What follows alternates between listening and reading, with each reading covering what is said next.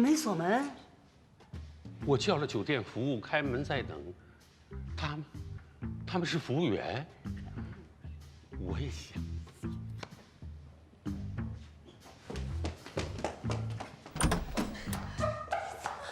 怎么还能搞错了？我刚不是忙着呢吗？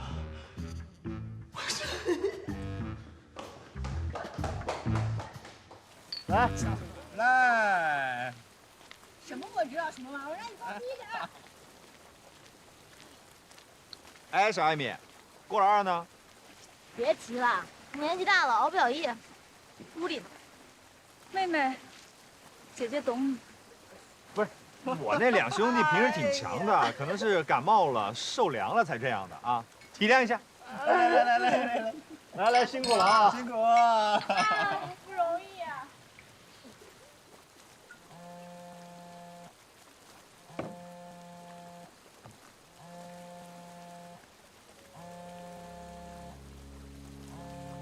结巴，总要面对现实的生活。世上最开心的事情是嫁给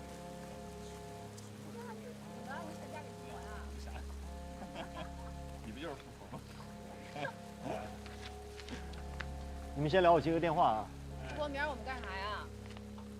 直升机。哎，直升机我都坐腻了，明天高总，你玩的挺开心啊，一天不接电话。我这临时发生了一些突发状况。两件事，江大凯已经撤出了亚洲智能科技大会。他撤了？什么情况啊？我通知了各路媒体，他现在已经完蛋了。谭小涵也转为了污点证人，这点我挺意外的。检察院已经立案了，认为我们提供的证据确凿充分。江大凯会因为侵犯知识产权罪被判3到5年有期徒刑。谭小涵算是嫌犯，应该判2到3年吧。这孩子真够傻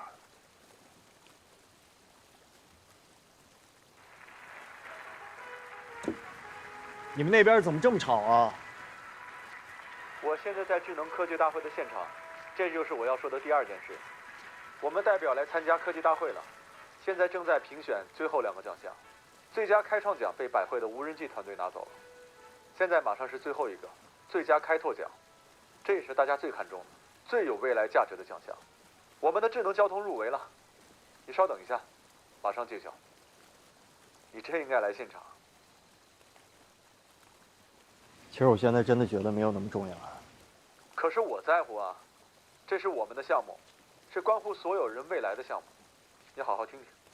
最佳开拓奖，12星辰科技公司宏宇工程师设计的智能交通。童宇，听见了吗？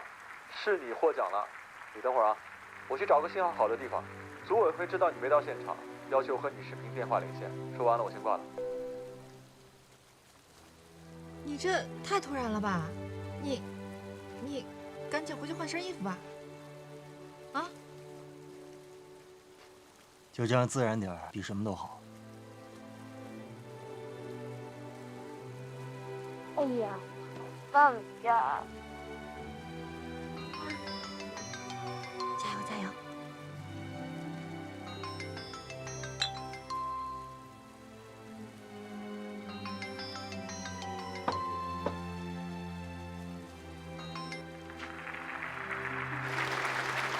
童宇先生您好，恭喜您的智能交通项目获得了本次亚洲智能科技大会的最佳开拓奖。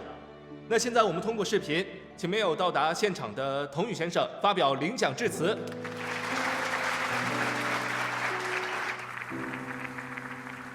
加油！首先，我真的没有想到自己能够获奖。大家应该都很知道，这个项目一波三折，所以今天我没有到达现场。我也没有准备什么获奖感言啊，就很突然。那我就很真实的跟大家分享一些我的感受了。曾经我有在想过，什么才是对这个世界上最有意义的事情。我之前一直认为是改变，是革新，是不断的发展。但是现在我的想法变了。我认为对于世界最重要的意义，是人，是你，是我，是他，是我们身边的人。我觉得我很幸福啊！喂，别闹！我遇到了我这辈子最爱的女人，当然了，我也是他最爱的男人。Yes。除了他之外啊，还有我最爱的朋友们。来，打个招呼。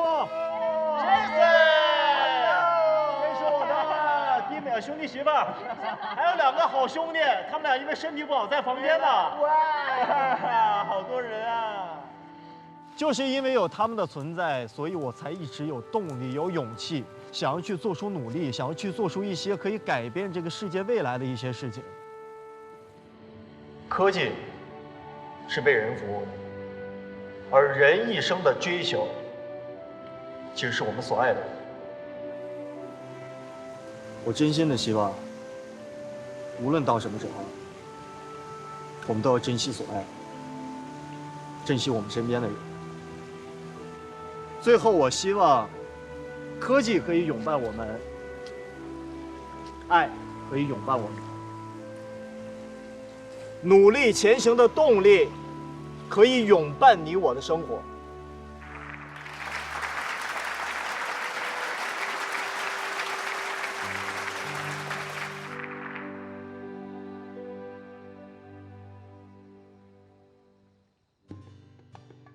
既然我们是先生们生命中最重要的人，那么后边的故事就由女士们来讲给你们吧。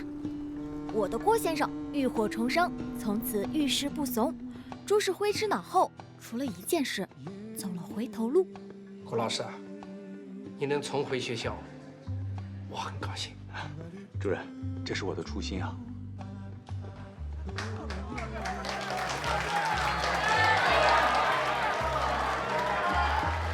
同学们好，那我们现在开始上课。不要遗憾，郭先生讲历史并没有停更，因为本是中文系毕业的我，正式接下了郭先生的大名，成为专职作家，开始了全职写作的工作，效果还不错。听说我的爸妈米大姐和艾大哥已经彻底入坑，成为了我们的铁杆粉丝。唉，但是他们依旧难搞，所以今晚我们准备去搞定他们。写到哪儿了？哎呀，别催稿了行吗？我还没问问你呢，郭先生，今晚你准备好了吗？老艾和老米这次来，绝对不是那么好摆平的。哼，放心吧，山东人眼里就没有酒这个字儿。哎呦，哎呀，到我们了。我们这个故事怎么说呢？其实有点像童话，而且这个童话似乎还沾染了李杰森这个傻瓜先生的特色。傻人有傻福的，带上了点运气。着急着呢。我跟你说啊，这事儿你可别太认真了。这社保摇号怎么可能轮到咱呢？我看啊，还是我老老实实的工作，攒钱把房子给买了。不行，我得再查一遍。怎么样啊？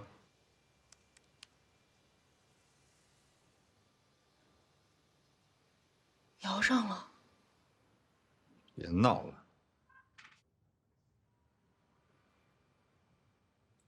真摇上了？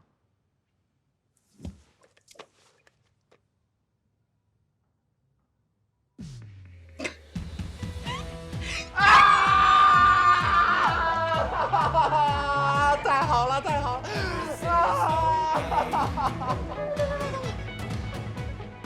首付呢？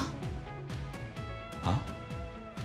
兄弟们，我从来没……我一直觉得李杰森这人带着点狗屎运，我算是一坨，但是最大的一坨就是他有3个好兄弟。工资不高，但是你有存钱的好习惯啊。夏小飞你就更不用说了，你都复婚了，你都嫁入豪门了，你能不管我吗？你们仨，就我这么一个好兄弟，你们能见死不救吗？40万哥们儿我就能一步到位了。啊！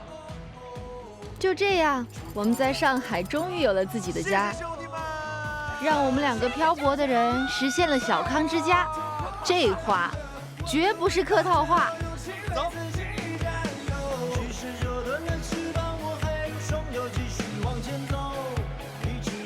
话不多说是我的习惯，但是最后了，那我就多说两句。你们是不是有点同情我？我这样一个女人，摊上这么一个好男人，我们的故事确实不搭。庆幸的是，最后他还是搭上了，他变成了一个真正的男人，而我变成一个真正的女人。兜兜转转，一点一点，变成最终的浪漫。他一天上2种课，忙得压根儿不可能再有泡妞的时间，这样我就彻底放心了。而我安静地等待着家里的新成员。老公，今天学习和工作怎么样？那必须是精神肉体双丰收啊！啊，分手？哪儿分手？爸，你听错了，双丰收，丰收。哎，吓死我！你说过去的人呢，一过就是一辈子；说现在人呢，动不动说离婚就离婚。哎呀，你们要珍惜呀！知道啦。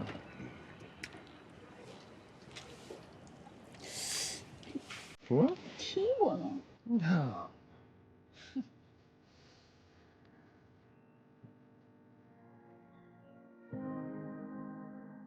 你好，到我了，很开心，你们一直陪伴着我。我觉得我们的故事其实也是你们的故事，因为这是一个命中注定的故事。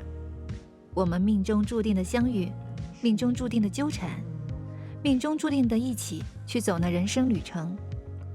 你觉得命中注定很难？不，其实一点都不难，因为最合适你的那个人，想着你念着你的那个人，今生属于你的那个人，也许还在原地等待，也许正向你走来，但无论如何，他一定不远。为什么我这么确定？因为上天创造了男人和女人，就一定会让他们遇见，对吗？我祝你比我们幸福，而我们命中注定继续奋斗。我们的智能交通项目受到了政府部门的肯定，已经确定联合交通部共同展开项目，共建一个智能化的未来中国。而我们却在下午还有一场更加艰难的会议。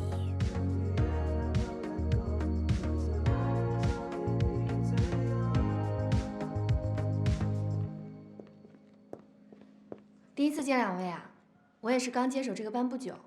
不过接触这几个月下来呢，金刚是一个很聪明的孩子，学习成绩也不错，只是太调皮了。你们作为家长呢，平时要多引导，多教育教育。不过开个玩笑，这孩子的性格是像爸爸还是像妈妈呀？啊，我们家呀，好的都像爸爸，坏的都像我。可是您看上去知书达理的，不像是很皮的样子啊。那就让他爸带坏的。金刚，你看你考的怎么能考个100分呢？啊，这随他爸。金刚，这是你的妈妈吗？可真漂亮。我跟你们说过了，我的妈妈出差了，现在她要回来了。妈妈，我们回家吧。回家要先写作业，写完作业我带你去玩场迪士尼，怎么样？好，走。从那天起，我就是金刚的妈妈。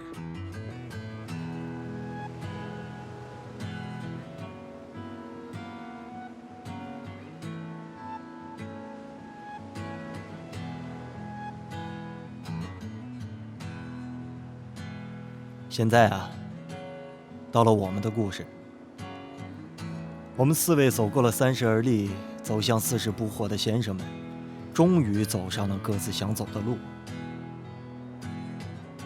但是，我们兄弟4人最重要的事情，我们却没有忘记，那就是属于我们的婚礼。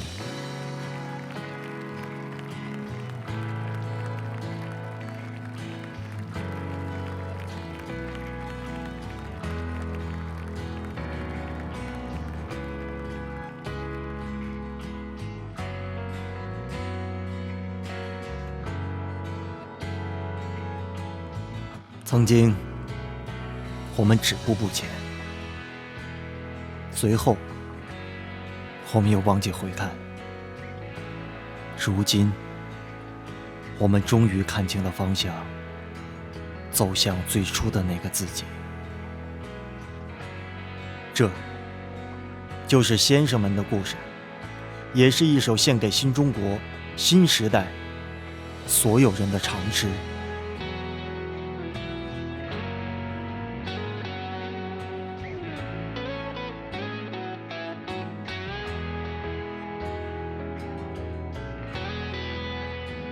我们和你们一样，肩负着生活、事业、金钱的重重压力，不由自主地变得成熟、稳重，成为别人口中的大叔，不再像当年的自己。曾经的青春和梦想的激情被一点点剥夺走，打心眼里不想长大的我们，似乎无能为力。然而，人生却永远在自己手上。只要你不忘初心，保持梦想，拥抱生活，珍惜所爱，你就永远是那个最好的自己。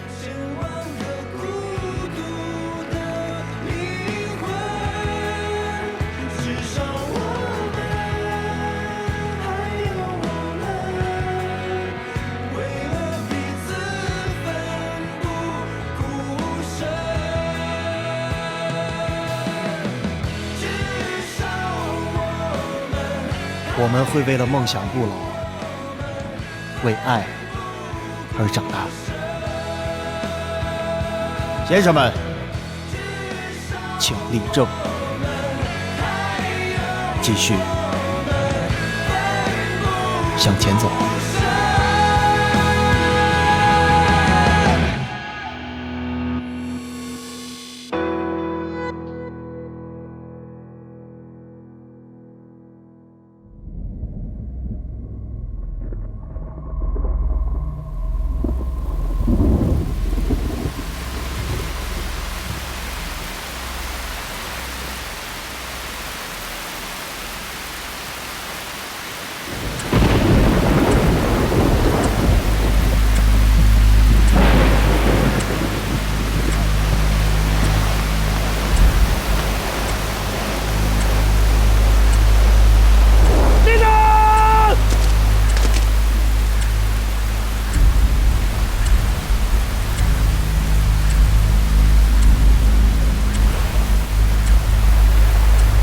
谁干的？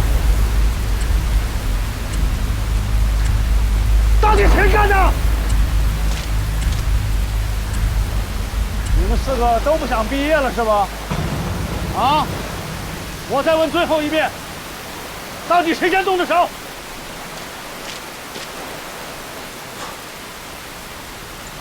你难道不知道我们和财大是友好学校吗？友好学校，我看不出哪儿友好了。他们赢得起输起，连续3年了，老帅，都对我们下手。你看兄弟们都受伤了。我觉得今天不管打架还是球赛，都打出了咱们国立的风采。往小了说，打出了国立大学的荣誉；往大了说，打出了国立大学坚韧不拔、自强不息的气念。说得好，同宇，我现在正式通知你，毕业考试5门主课、3门辅课。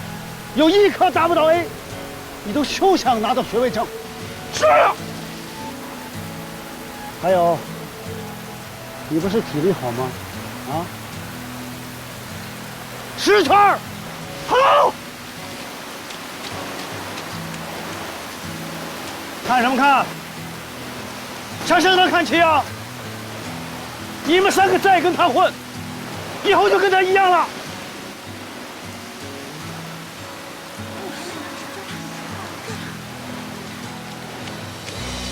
喂，不是说好一起扛的吗？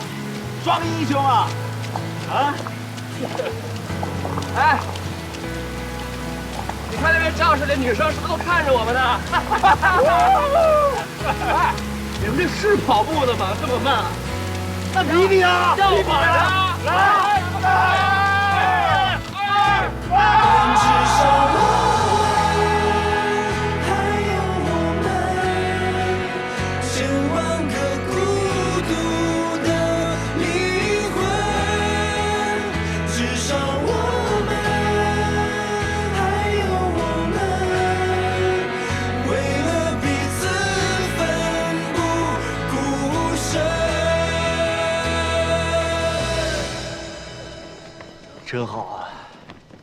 闹什么呀？学位证都没了，还好呢。说咱们4个人在一起真好。至于那学位证，你好好考虑好你自己。8门 A 有那么难吗？哎，我觉着8门 A 毕业倒真是不难，但是将来可能会很难。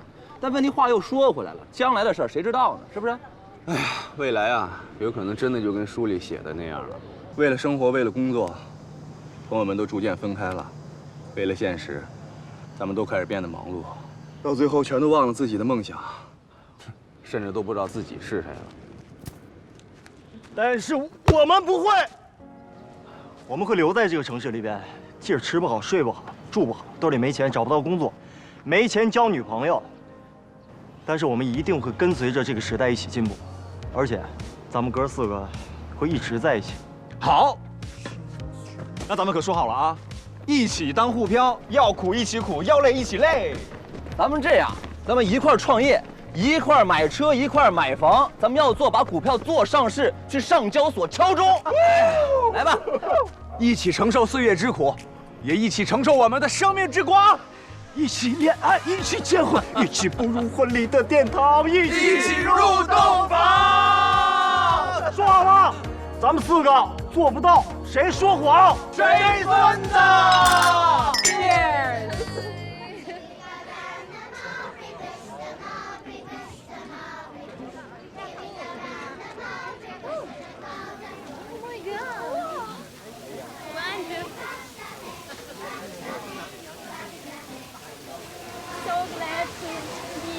Ceremony, go! Hi! Hi! Cheers! Hi! Let's start the party! Hi!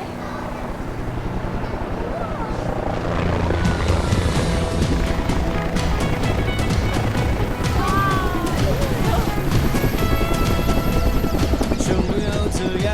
失败了又怎样？换下泪水，我脚踏全手，怎样努力？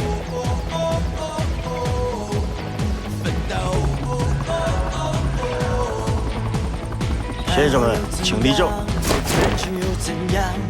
嘲笑赞美都扔到一旁，怎样立正？出发。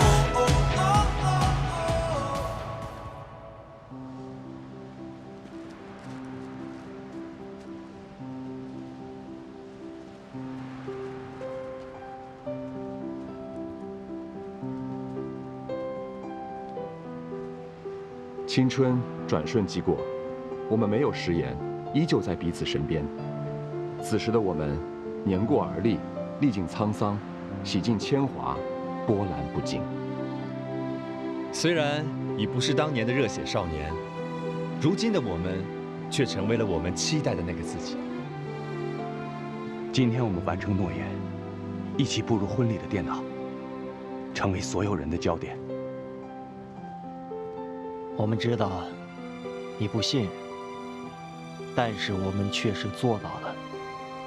没有人是孙子。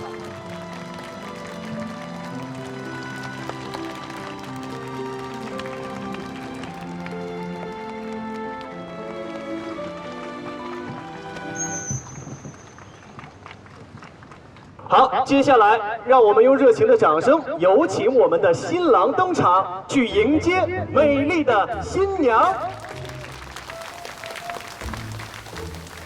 没错，我们说过要一起走入婚礼的殿堂，却没有说过新郎非得是我们。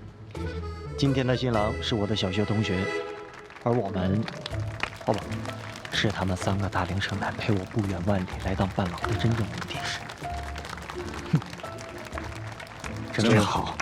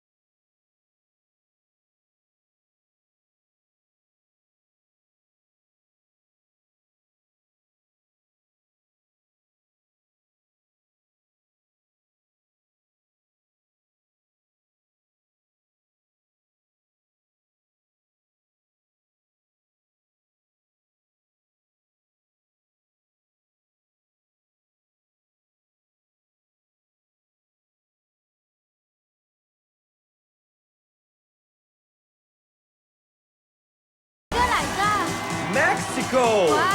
我很喜欢吃墨西哥菜。那你很能吃辣吗？我很能吃辣的。你是不是也很能吃辣呀？那是当然的。怪不得你的身材这么火辣。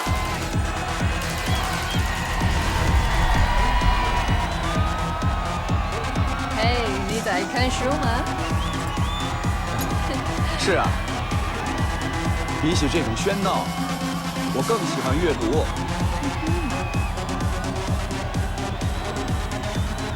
你看这一段啊，写得非常的有意思。被你深深地吸引住了的我，无暇顾及于此，便在你的带领下，静静地走向你的深处。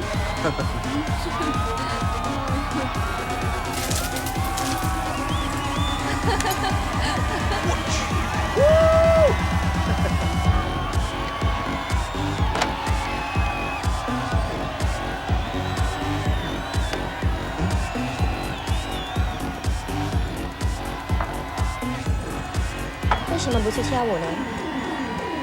你是在跟谁对着话吗？我不太喜欢跳舞啊。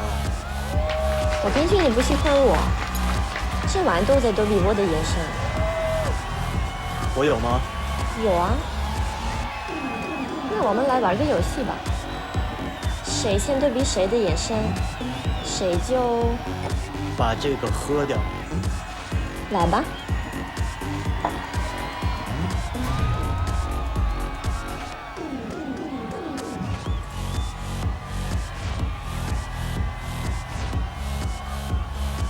好吧，我输了。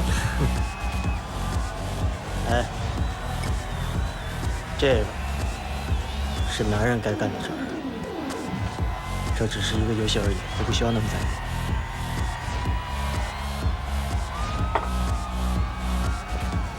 男人，今晚我等你。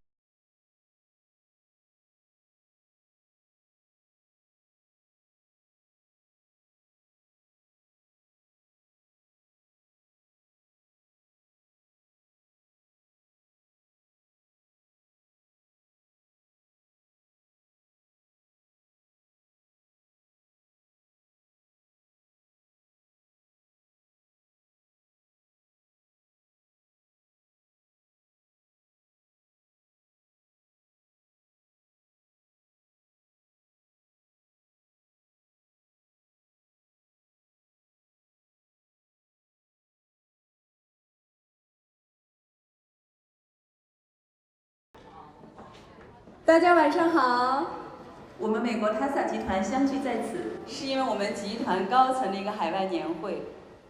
今天也是我们的庆功会。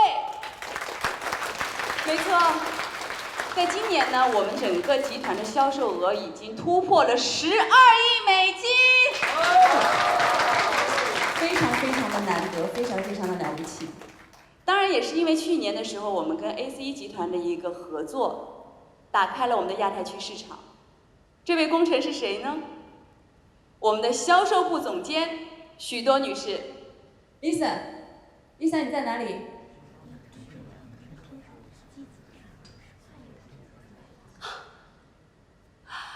我以为你迟到了。那么今天还有一个非常遗憾的消息要跟大家公布。Lisa 因为她个人的一个职业规划，很遗憾，她要离开我们了。来 ，Lisa， 来，跟大家说几句。我真的很希望你告诉我，这是一个玩笑，这件事情还有转折。来，谢谢，谢谢亲爱的泰米亚。我想不到什么医美的词能跟大家好好说再见。天下没有不散的宴席，因为离别是必然的，所以我们才会更加珍惜相聚。无论我在哪里，无论在哪个角落，只要我们心灵相通，我们还是爱着彼此的，对吗？今天给大家准备了一份特别的礼物，这份礼物是我在离别送给大家的祝福，祝大家享受今晚，共享此时，谢谢。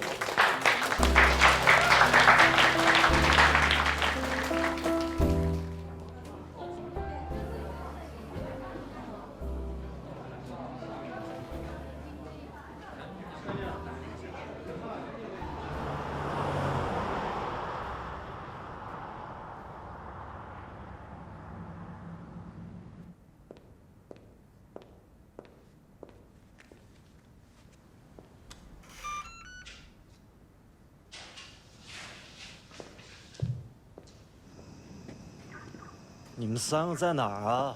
怎么找不到人啊？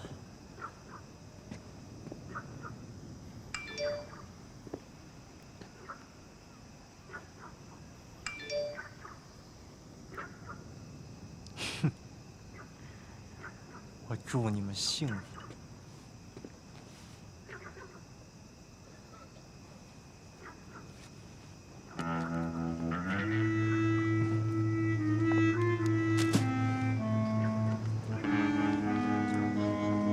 我当然不是一个人了。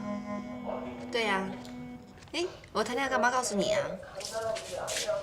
对呀。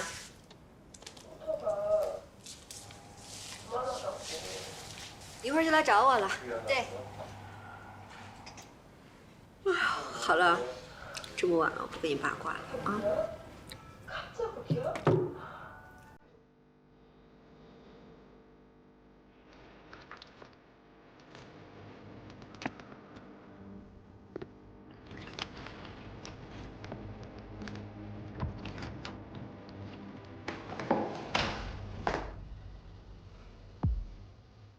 Let me wait for so long.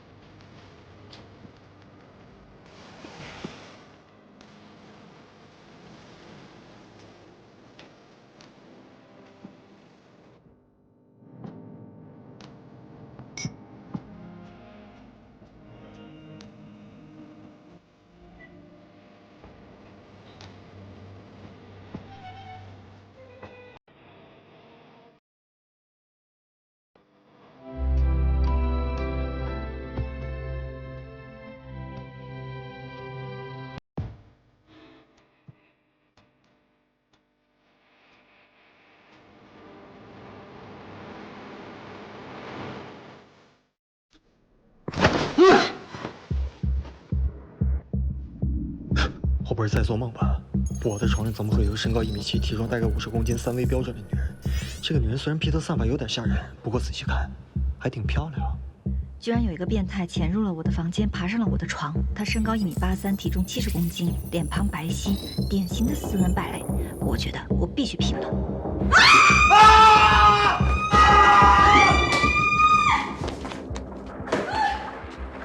为啥你不要管？不要管！不要管！你是谁啊？来，开门。不要动！不是你谁？为什么来我的房间啊？是你来了我的房间，是你下了我的床，你难道我？这是我房间，我刷卡进来的。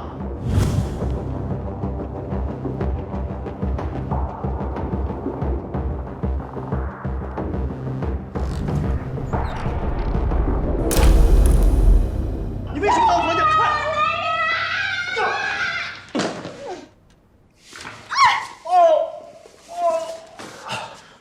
还想占我便宜？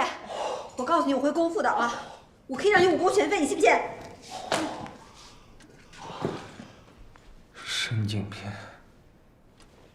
你不要过来！你不要过来！我跟你讲，我真的会打人的。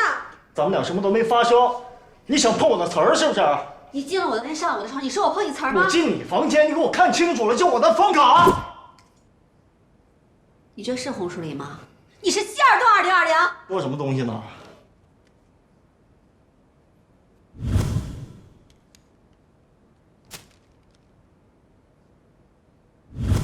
你这个么事儿都能干得出来，大流氓！对不起，你干嘛？我跟你解释一下，是我走错房间，不是，我刷错房卡了，我扔错房卡了。你这干嘛呢？我告诉你离我远点啊！你别动啊！你干嘛？喂，有个流氓私闯我的房间，还语无伦次，可能是个神经病。别想跑！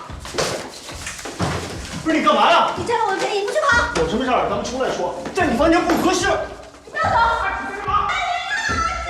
松开我！还没人领我进我的房间，赶紧快点起来！快去快去快去！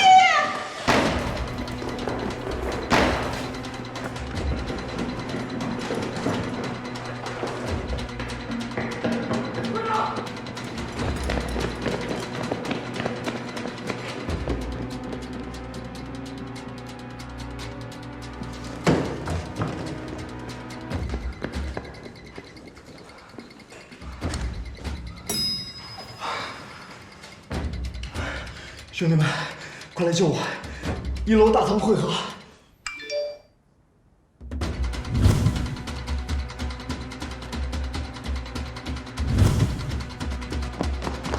什么情况这么着急？女人？不会吧？你狗仔的门铃呢？不会是大哥的女人吧？不是，我走错房间了。啊！我跟你解释不清，快跑！站住！别跑！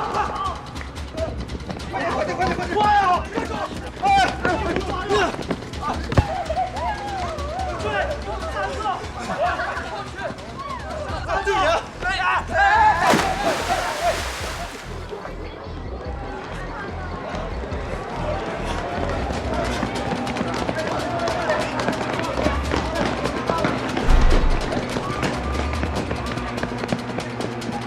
你们对不对？你们过来！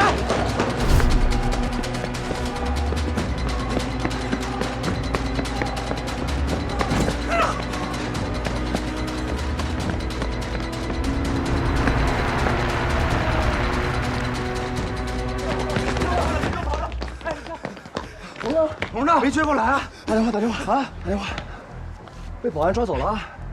行，赶紧回去找，啊！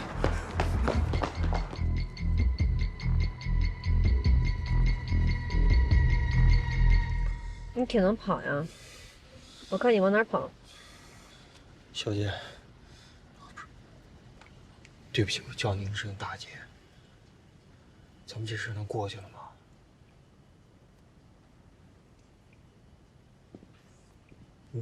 能不能听我解释一下？我跟你说，是因为之前有一个洋妞，她给了我一张房卡，让我去她的房间里面。但是后来，我想要把她的房卡扔了，我扔错了，扔了我的房卡。咱们俩的套房是一样的，你知道吗？我进了房间，完全没有发现这不是我的房间。鬼才相信你！你拿了别的酒店的卡，怎么进的我的房间？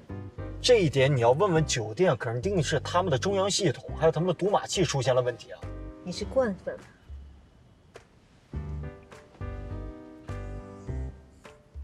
说吧，你想怎么样？看你这样，也不像缺钱的人，而且可能我这手机和钱包是不是落你房间，还是刚才跑丢了，我也不知道啊。你说什么？咱能不能私了？可以。1000。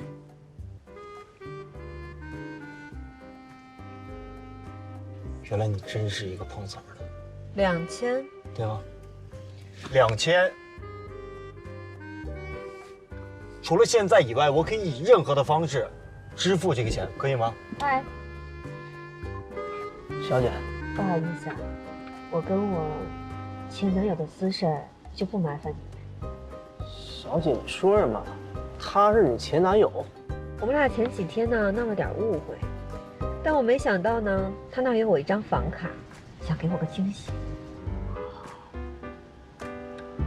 撤，拿着，我还能少你的。你这种人啊，真是说不准。什么叫我这种？你是哪种人啊？你个碰瓷女人！哎，我看这女的这气质也不像是碰瓷的。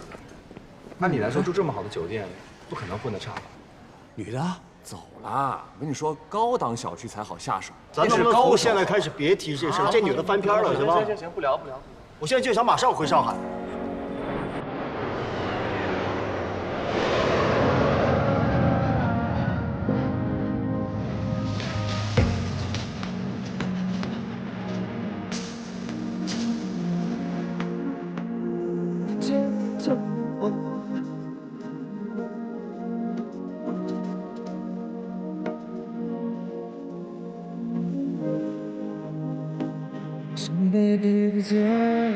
让自己对秒放空不说。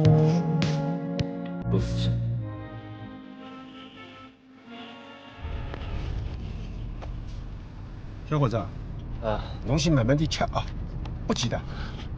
你还别说，在我的车上吃方便面，我是第一个。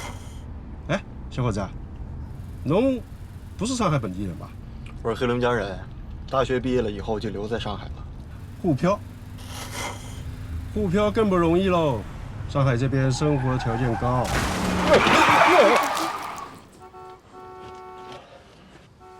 前面出车祸了，哎，没事吧你？对不起啊。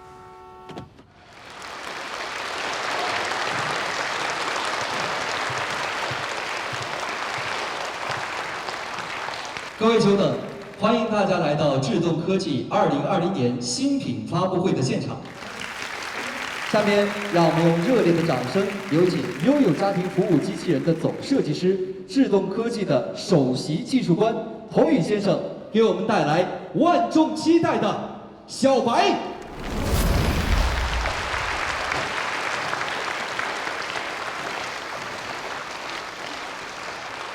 有请童宇先生。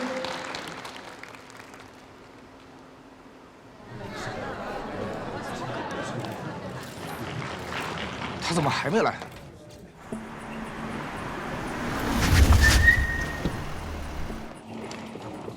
哎，等一下！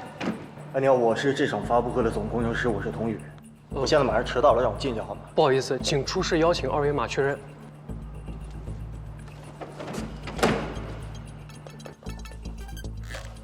走。哦，请进。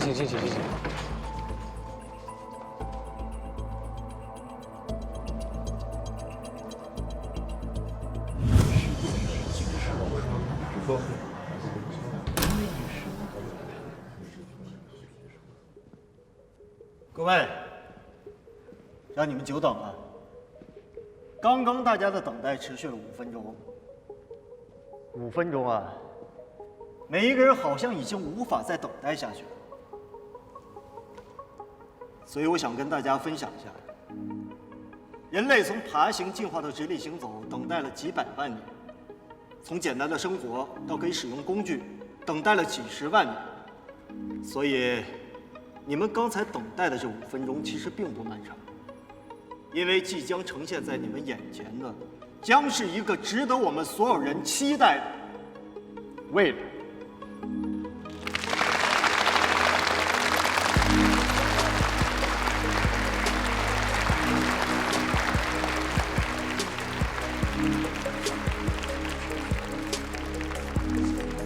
谢谢。小白，久等了。没关系，我会一直等着你。谁让你买了我？不等你，我也没别的事做。这就是我们的小白，他以这样亲和、幽默、人性化的方式出现在我们的生活当中。我知道大家一定想问我一个问题啊，它有什么样的功能？对不起，我认为“功能”二字对它是一种侮辱。小白，我想问你一下，杰伦最近出了什么新歌啊？哦，不，他都已经很久不发歌了。现在我只听抖音神曲。小白，我跟你说句实话呀，你现在帮我马上发一封 email 跟公司说我想辞职，我是认真的。我觉得你不是想辞职，只是想加薪，但老板不太吃这一套，建议更换方式。我们的小白它不是传统意义上的程序指令机器人，而是一个真正可以读懂人类思维的智能伙伴。它依托人工智能、大数据、云计算、互联网、脑科学，还有最先进的处理器和传感芯片，它可以做到真正的去理解你。我相信小白在未来，他可以在我们的生活当中成为我们的好助手、好管家，给予我们支持和帮助，甚至在未来，他也将是我们不离不弃的好朋友。小白啊，你说说我刚才说的话对吗？那要看你够不够朋友啦。我当然是你的好朋友了，但是我也相信你一定会成为大家的好朋友。让我们和小白一起享受科技，改变未来。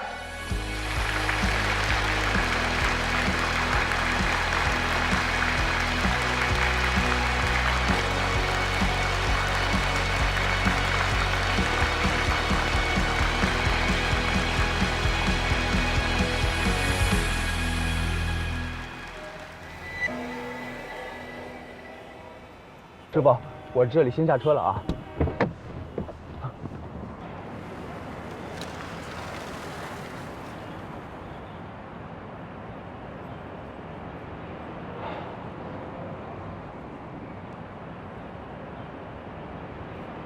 班长，你现在通知全体学生，把国立大学的云课堂打开，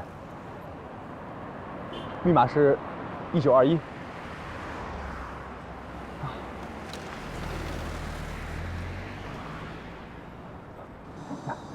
同学们，早上好啊！今天啊，老师略有失误，所以我们这堂课改为远程线上授课。今天我们云课堂的密码是1921。同学们，知不知道我为什么把密码设为这个数字呢？中共一大。没错，这就是中共第1次会议的时间，也是我们中国共产党建立的年份。同学们，看见我身后了吗？看见没有？这就是我们中共第1次会议的原址纪念馆。它现在正在装修呢，啊。同学们，我带你们在旁边转一转，给你们讲一讲这次特殊的会议，好不好？好。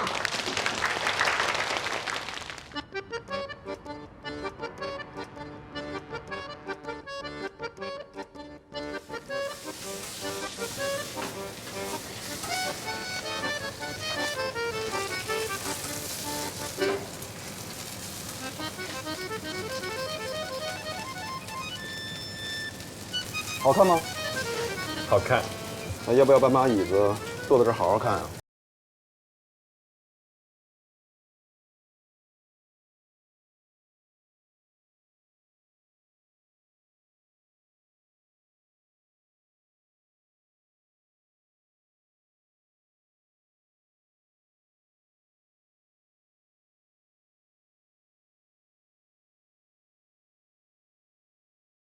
请上菜。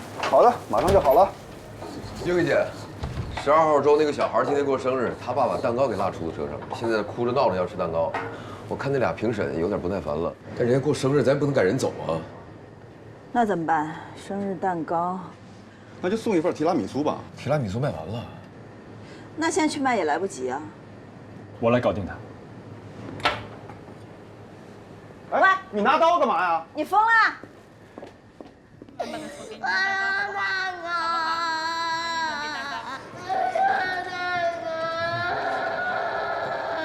小朋友，怎么了？是不是想吃生日蛋糕啊？那叔叔给你做一个好不好？你们不是没有吗？我们没有普通的生日蛋糕，但我们有特殊的生日蛋糕啊，专属于你的，独一无二的，想不想要？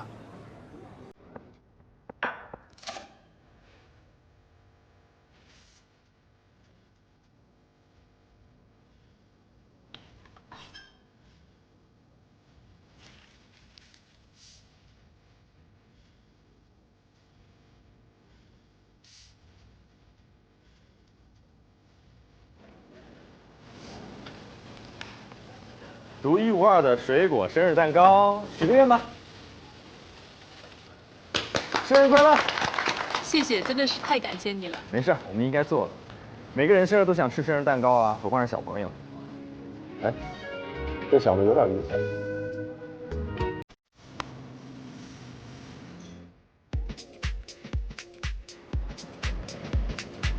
真好。早安，店长。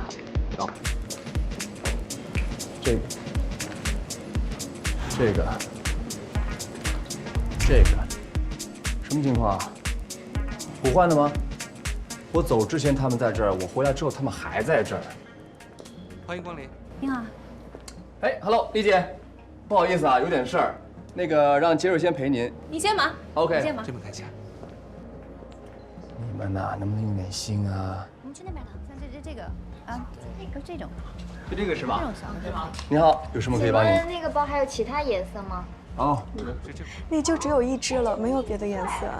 这是咱们品牌的新mini，你这样，你帮他们看一下别的店有没有别的颜色。还有你们这个经典款，它这个地方是不是就是一边开一边关？对，然后它就。Hello， 丽姐。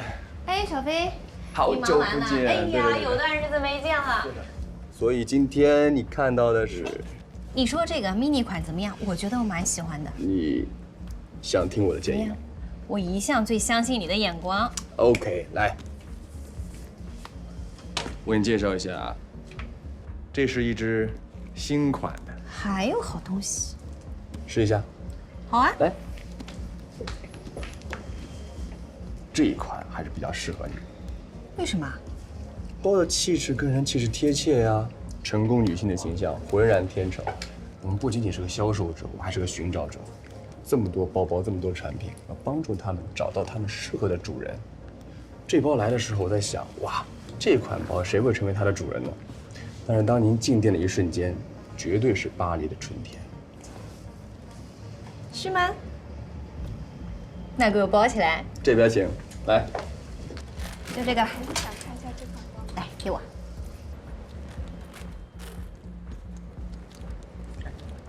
是你看的那款吗？丽姐，让那个杰瑞帮你去处理一下，然后我去照顾。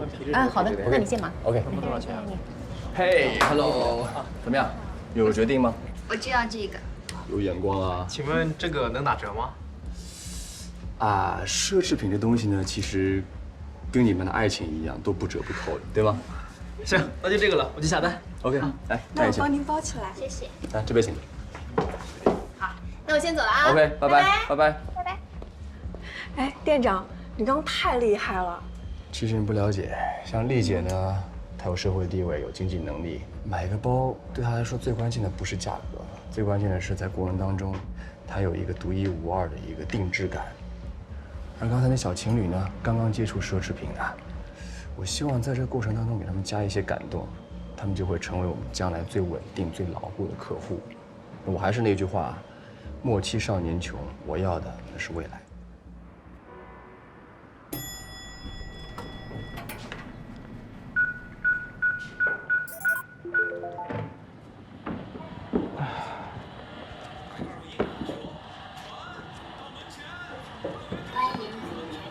哎呀，真是！哎，头，那个刚点的外卖过来吃，快点！哎呀，上了！哎呦，不是大哥们工作了一天，你们不累吗？还有谁让你们过来的啊？怎么回事？小白，他们仨是怎么进来的？自行密码打开门锁。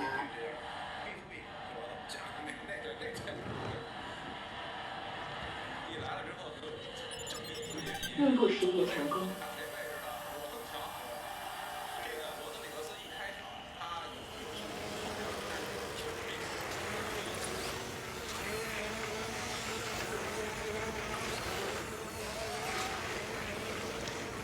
老大，我回来了，我明天见啊。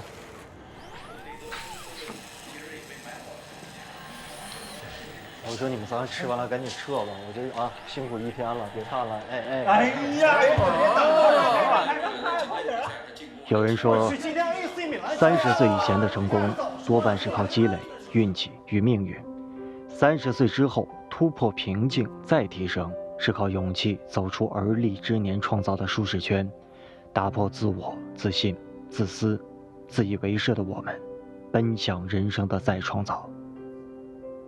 而我们4个呀，虽然已过而立，在各自的行业小有成就，但是我们和从前相比，却什么也没变，依然乐在其中。我们所住的智能化公寓叫未来城，它的智能系统是由我设计的，我在这里安了家，而郭崇贷款在小区买了一套房子，杰森和小飞一起租住在这里。整个小区实施了全智能化管理和应用人脸识别系统，保障小区安全和出物取货。小区的智能厨房助手是2台6轴机械手臂系统，一台是我设计的大师级咖啡机，另外一台则是下厨的好助手。而智能环境监控系统保证恒温恒湿、PM 2.5过滤以及业主体温健康监护。这就是我们4个单身汉共同的家。夏小飞，起床了。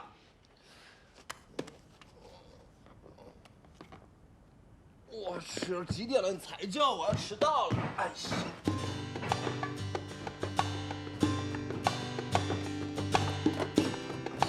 吃什么呀？三明治，又三明治，还切边呢？时间了，有的你吃就不懂，还挑三拣四。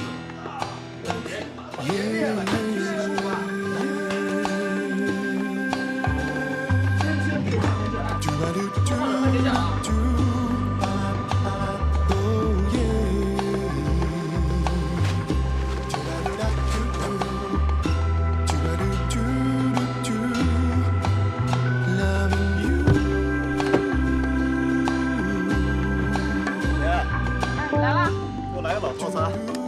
姐姐那里面多加个蛋。微信收款金10元。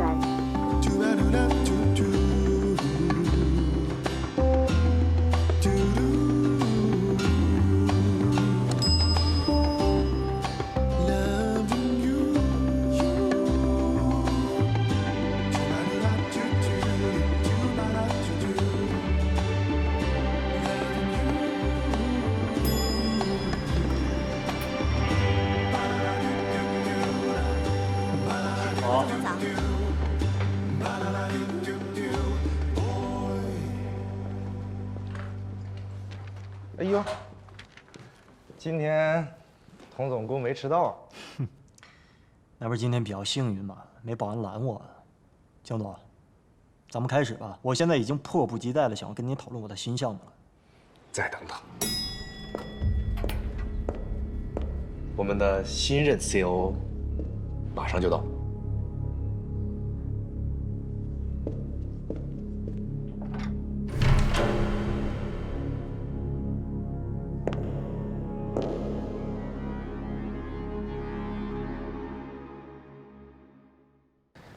给大家介绍一下，这就是我们的现任 COO 许总。我也给你介绍一下在座的各位，这位是副董事长许先生，你好；董事郑玉女士，这位是公司首席技术官童宇先生。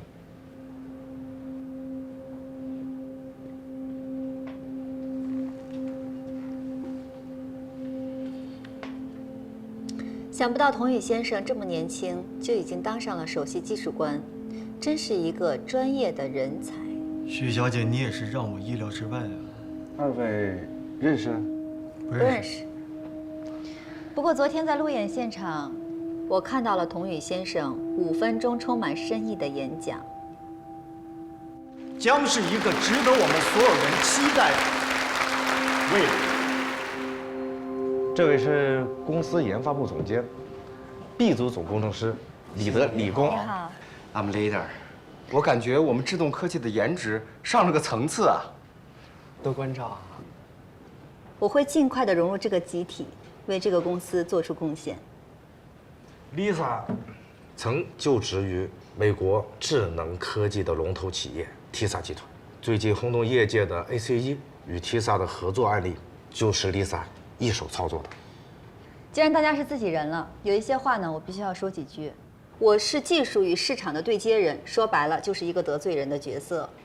我给大家定一个小目标吧，今年的年终奖金每个人增加30%，如果我做不到，明年这个时候给我开欢送会。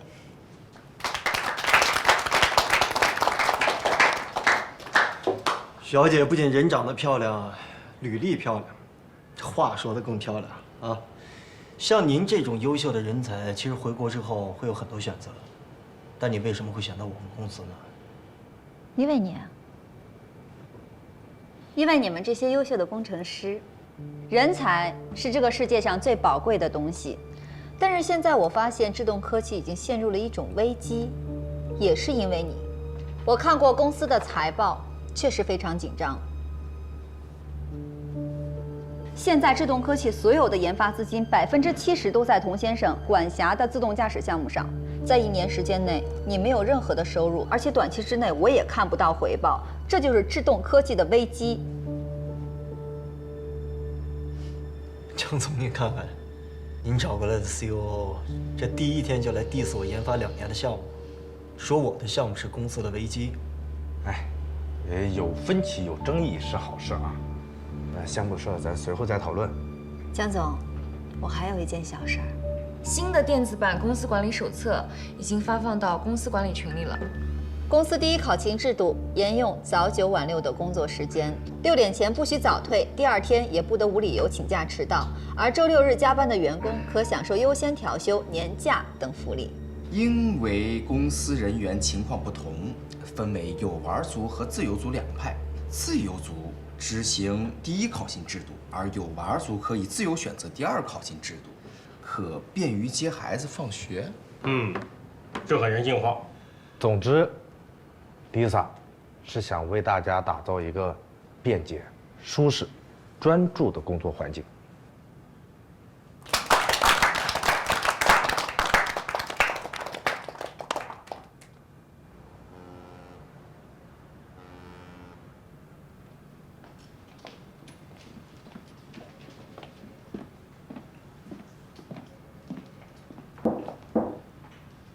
Lisa， 江总，我来报道了。你的习惯我还没忘，英式红茶。谢谢老师哥，以后还要请你多多关照了。你的工作条件我都看过了，没啥问题，就是办公室那一条都不能少。还是老样子，寸土不让。好吧。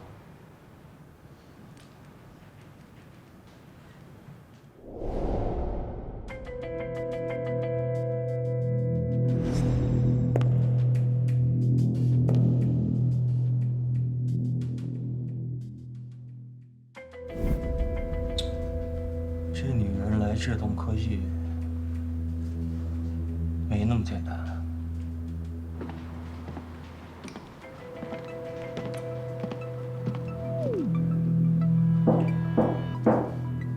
这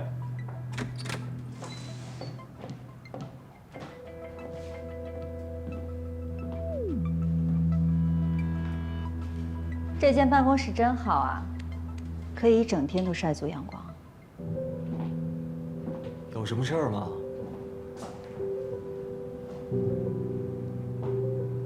童总工跟我很生疏啊。咱们熟吗？咱们不熟吗？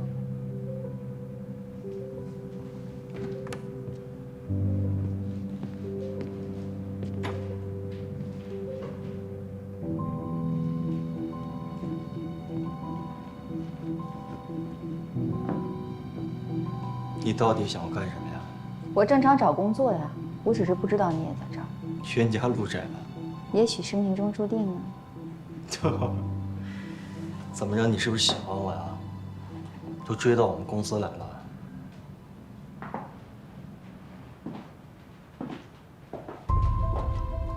干什么呀？你不是说我喜欢你吗？可是我压根儿就不喜欢你这款啊。那我就放心了。我只想告诉你，现在是我在运营这家公司，从管理层面上说，命中注定我要管着你。你威胁我？不是威胁，是恐吓。如果你不听我的话，我就让全世界人都知道你在三亚做了什么。那我也跟所有人讲讲，你是怎么在三亚恐吓我、勒索我、抱着我。还有，你的身材还挺不错的。你去告呀！我身材不错，我巴不得全世界人都知道呢。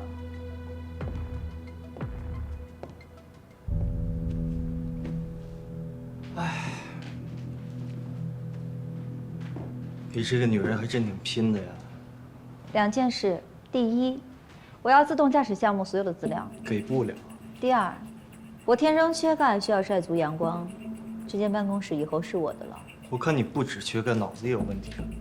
你知不知道我来智动科技第1天，这个办公室就是我的，你抢不走。搬不搬走不是你说了算，江总已经答应了。哎呦，在这儿交接呢。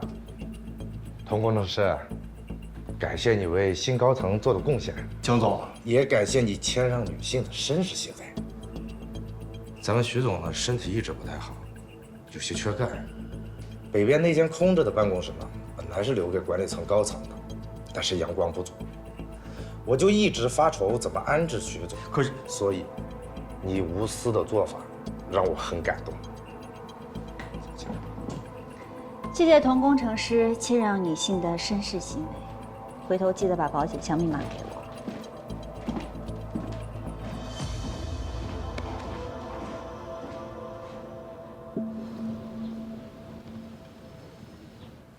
小瓜，这个假期过得怎么样？还挺不错的。我昨天听说，你没有在教室上课，而是跑到外面上课去了。你昨天临时的教学虽然有趣，但是这恐怕很难反映在成绩上。是啊，这确实是我的疏忽。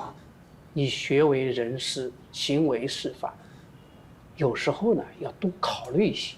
对，我下次一定注意。小瓜，你毕业留校当老师有10年了吧？有了，这时间过得还真挺快的。最近有个事情，是关于你的，想试试吗？好事坏事啊？从历史唯物主义的角度说，是坏事。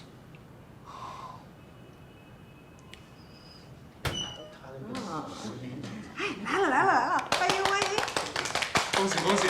恭喜郭老师，不对，是恭喜郭副教授。对，而且呢，还是国立大学最帅的副教授。别！哎呀，要不是孙思佳老师说，我们都不知道有这么大的好事儿呢。就是。恭喜你，郭老师。千万别这么说。孙主任跟我说，我的副教授申请确实是通过了，但是副教授的考核评定还得通过之后的公开课呢，这8字还没一撇呢，谈不上东西。哎呀，这个郭老师怎么还这么的谦虚谨慎，对吧？我这是实事求是嘛。孙主任还说了，从唯物主义的角度来说，我这也许是件坏事啊。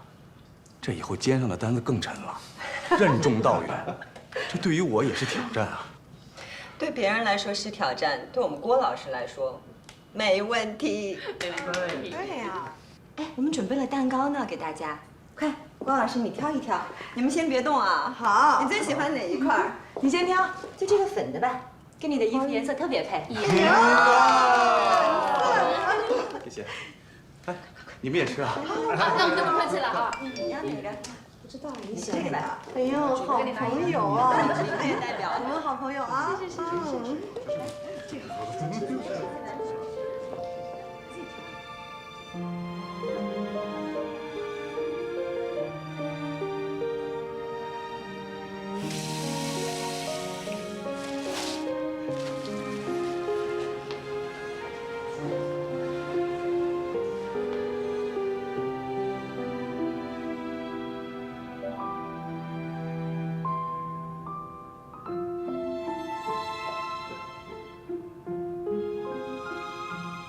郭老师，郭老师，郭老师，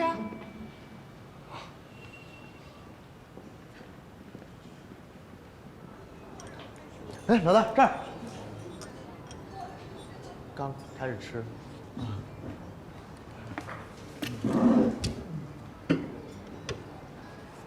我还是想再问你一下，你来我们公司到底有什么目的？是不是在三亚的时候你就已经知道我是谁，所以故意当着把事情忘淡了？你到底有什么目的？你觉着我有什么目的？说吧，是哪一家公司派你过来的？给你多少钱？是你进了我的房间，上了我的床，主动进入我的生活的，对吗？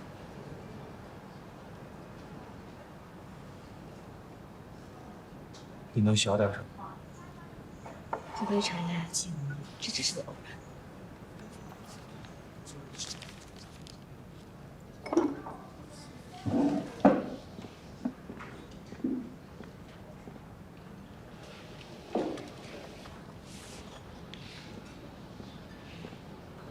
如果说只是偶然，那我为上一次的偶然向你道歉。这杯咖啡，算我给你赔个不是。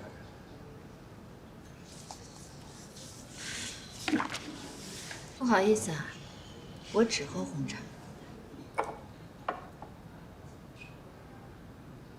我不喜欢别人在我面前喝红茶。我喝什么关你什么事？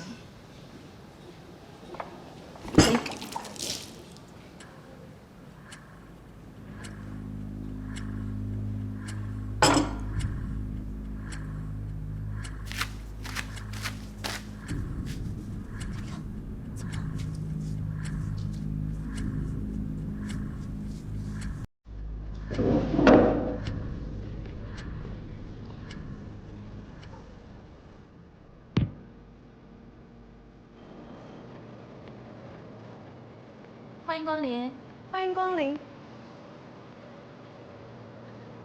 您看有什么可以帮到您的？你不过来吗？啊，不好意思啊。这边是我们刚到的新品，看一下有没有什么喜欢的。这个好，这个好的。这个 OK， 好的。还有这个，这些都需要给您先包起来吗？这4个不要，其他的我全要了。包装包好一点，送人用的。嗯。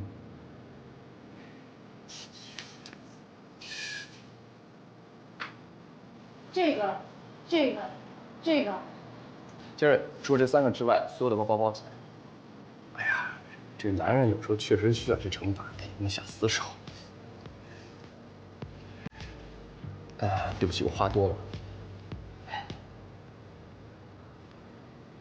没有密码，给我送到车上吧。好的。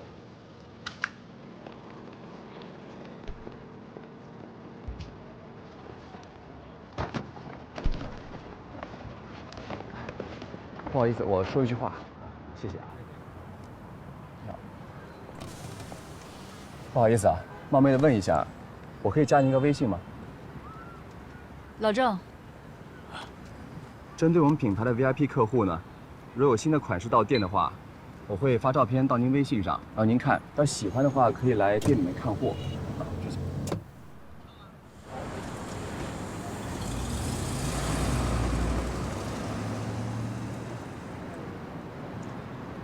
你说，他是半个上海滩男人都想娶回家的地产铁娘子刘胜男，真的假的？我刚试说看他咋那么眼熟呢，后来我百度了一下，就是他。看来我向小飞大运要到了。哎，来，加油！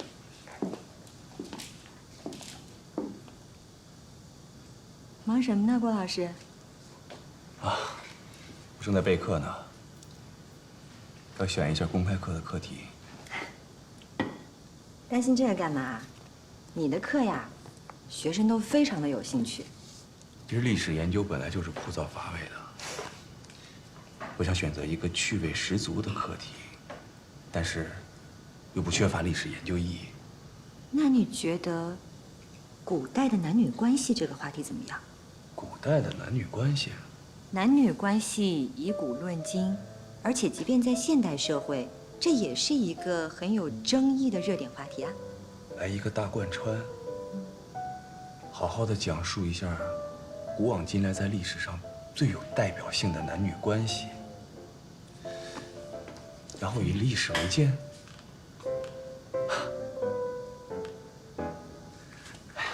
崔老师，哎，我真的得感谢你了，你真是一句话把我给点醒了。哎呀，谢谢你啊，帮我选了一个这么好的课题，年轻人一定非常感兴趣的。我现在就去图书馆。今天啊？哦，对了，今天周一图书馆封馆。没事，我去书店。那品格书店我陪你一起吧。啊，可以啊。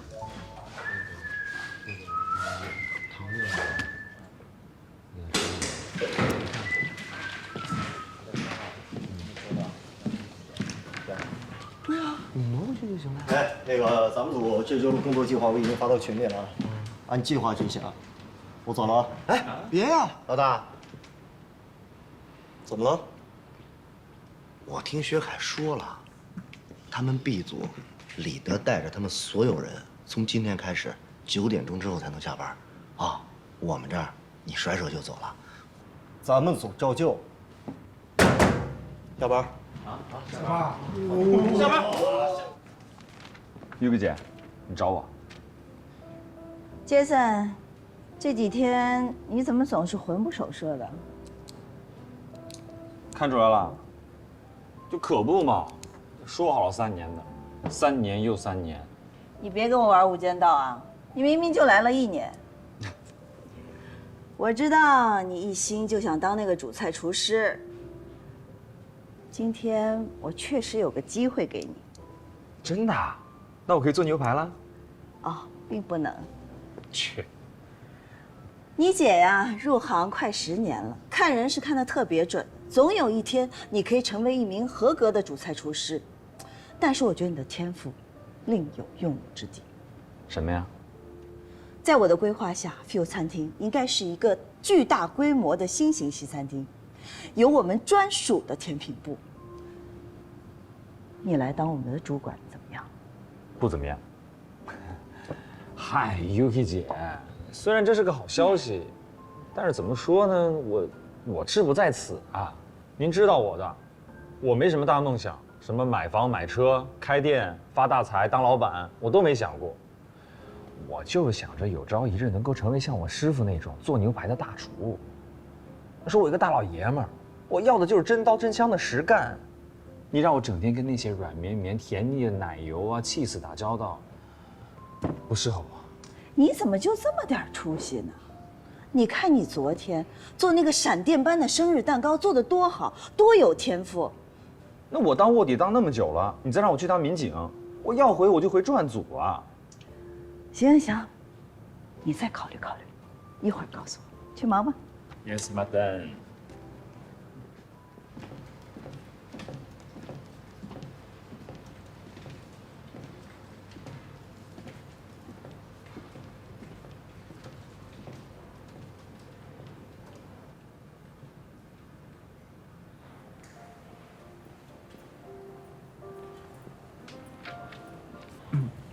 郭老师，我又给你找了点书，你先看着。太感谢了，你要不要喝咖啡啊？我去买2杯。谢谢。啊。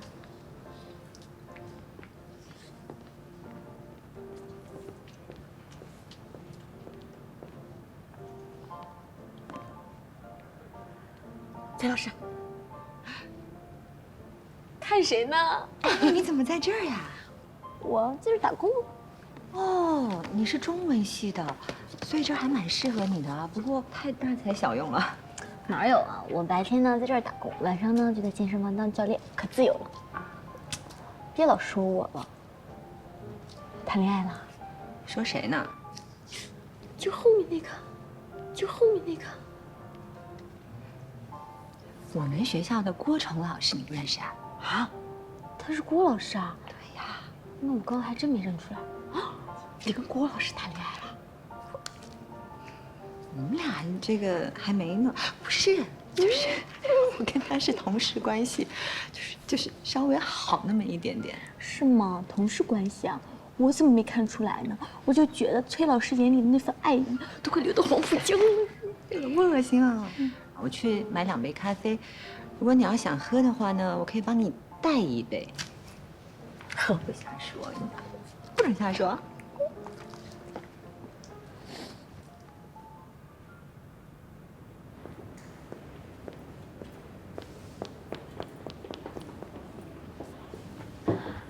嗨，小哥哥，你有什么事吗？你在看什么呢？我最近也想看书，但是我又不知道我该看些什么，要不你给我推荐推荐呗？你想看什么类型的呀？看那种有意思点的，别一看就想睡觉。这两本吧。国史16讲，万历15年。你在跟我开玩笑吧？这一看就想睡觉。现在的大部分作品啊，都是架空和虚构的。其实你看完了之后啊，你会感觉更加的无聊和空虚。而这两本书里边，富含了大量的人生哲学和历史轨迹。真是个书呆子。舒沐春啊，那本不适合你，那本太冷门了。知道了，谢谢小哥哥。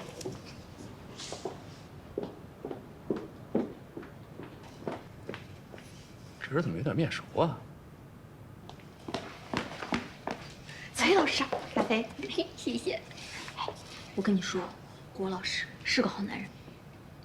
你怎么知道的？刚跟他聊了一会儿，通过我的观察发现，他挺可靠的。有没有瞎聊啊？怎么会？我嘴巴可紧，该说的不能说，知道吗？加油啊！冲！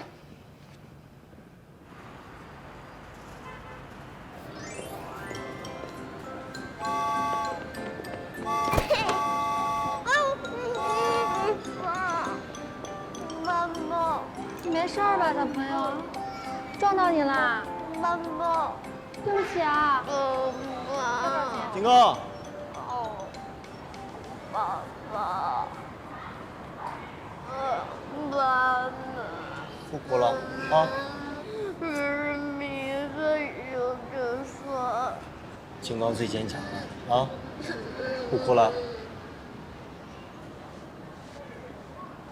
哎，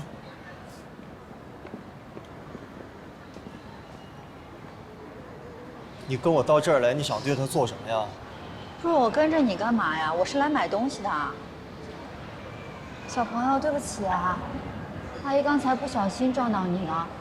没关系，爸爸跟我说过，男孩子最坚强。你这样，等一下呢，你去玩具城，去选一个玩具，阿姨送给你，好不好？好。你是他爸爸，所以这是你儿子喽？你说呢？我今天下班去办公室找你了，我看你不在。你是想说我早退的事是吗？不是。今天那杯红茶是我不小心倒到你身上的，我是想跟你道歉。不需要了，走啊，金刚。爸爸，那个阿姨不是说要送我个文具吗？爸爸给你买10个。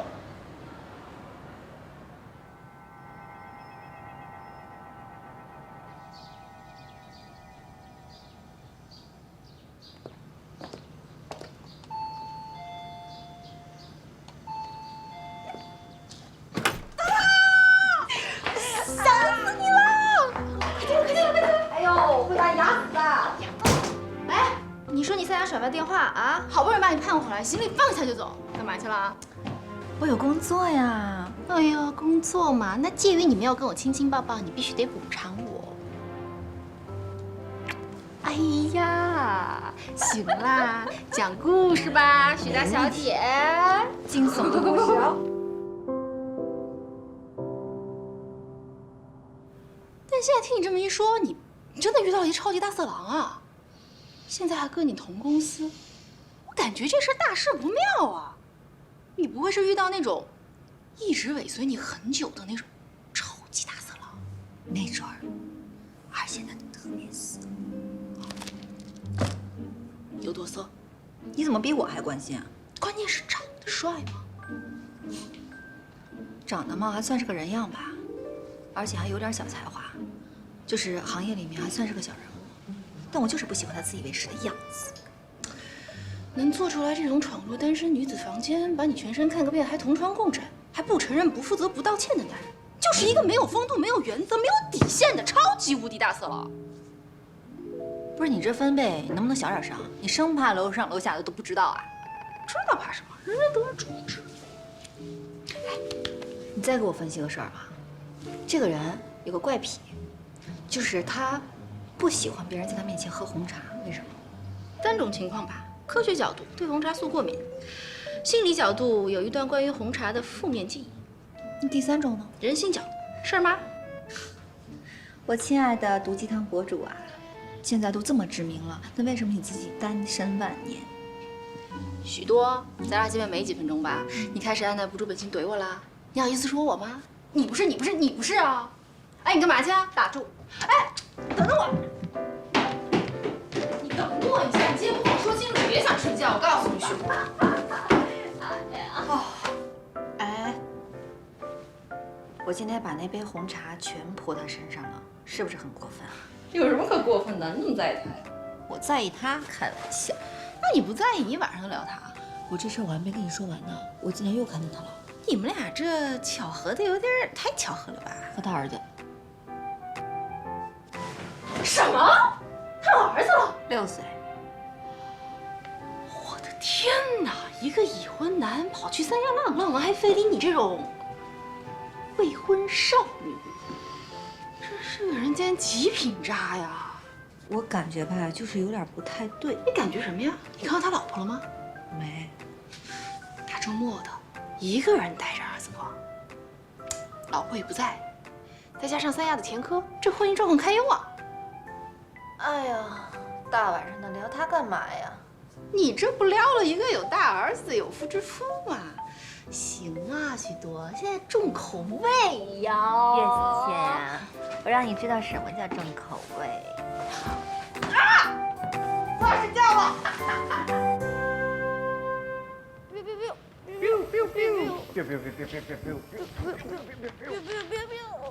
过来。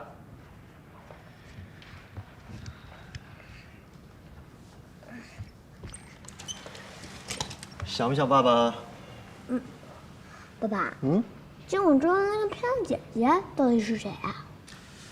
哎呦，我这大儿子，你这眼睛是不是撞坏了？这分明是个大妈呀！我觉得还挺漂亮的。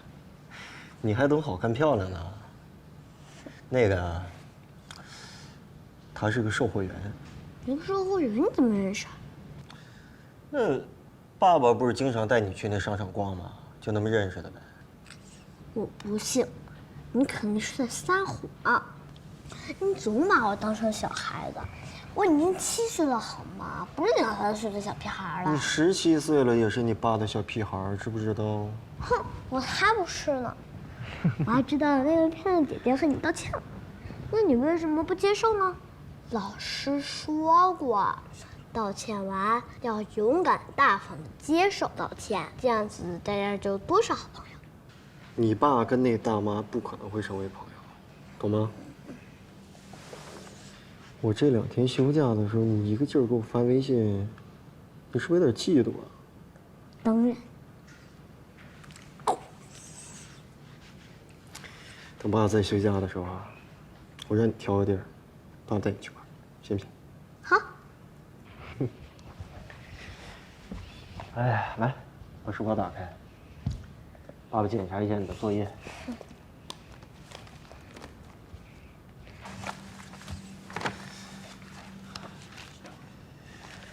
哎，这跟你爸当年一模一样，啊，优秀如我呀。谁叫我是爸爸的好孩子的？爸爸。既然作业写得这么好，能不能陪我玩会儿？可是爸爸有很多工作要忙呢，怎么办啊？你自己玩一会儿。哦。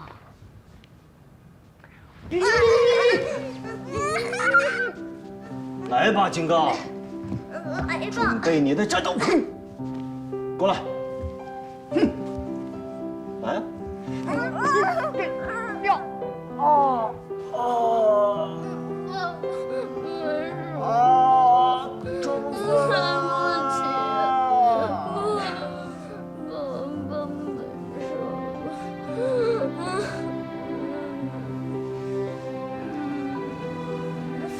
我的宝贝儿子，你还真哭了呀？啊？别揉眼睛了啊！好了，爸爸给你开玩笑呢，啊？好吗？嗯。来，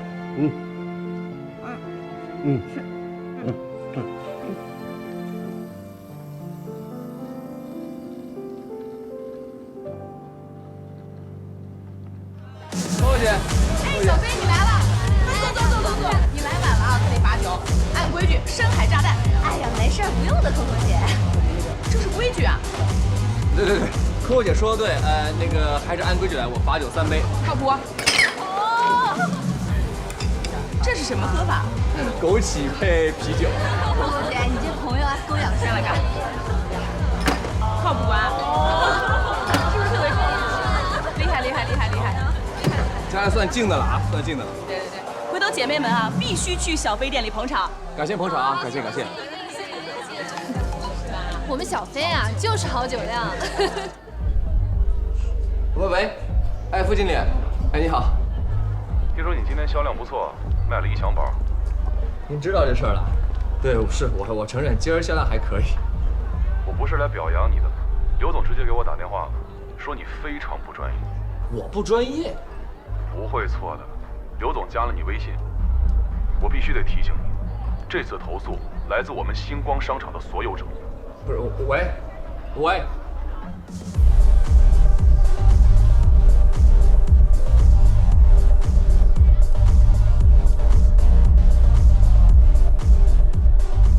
虽然这个电话五雷轰顶，但我依旧要笑对我的 party。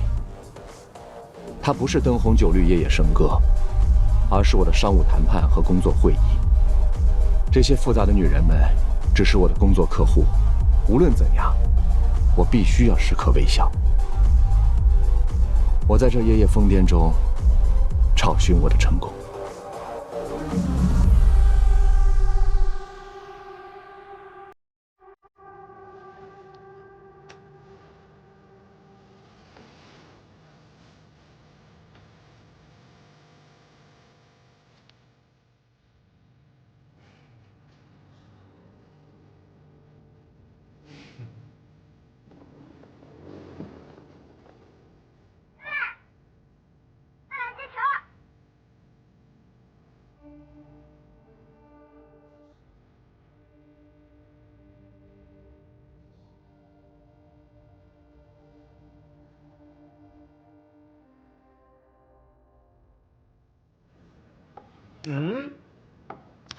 集体早餐之前要做什么？忘了吗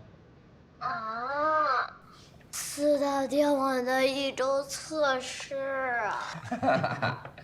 林哥，那我先来了啊。朝辞白帝彩云间，千里江陵一日还，两岸猿声啼不住。今朝已过万重山。这是来自李白的《早发白帝城》。可以。哎，厉害！到我了啊！我来一个数学题，难一点的。想想啊，10加10等于几？2。金叔叔，我这是在说你啊！我已经小学1年级了，不是幼儿园大班的小朋友了。10加10这种问题啊，不用再问我了。哎呦，你杰森叔叔只有这个智商。来，宝贝儿，这样，我给你拆这个啊，问你个问题，如果要答对了呢，给你弄个养乐多好，好不好？好，提问，2个女孩，一个温柔贤惠，一个美丽大方，你觉得你爸爸会挑哪个？哎，你小孩瞎问什么呢？不都说了吗？自由提问，哎，不管。那都不用问，我爸最后哪个都不会选。为什么呢？性格贤惠的看不上我爸，长得漂亮的那就被你抢走了。知我者你也。来。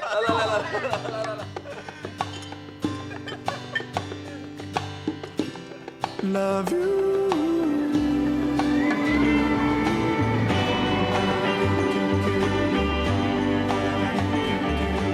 抓着点儿。还是跟小朋友出来玩开心，瞬间能放掉很多烦恼。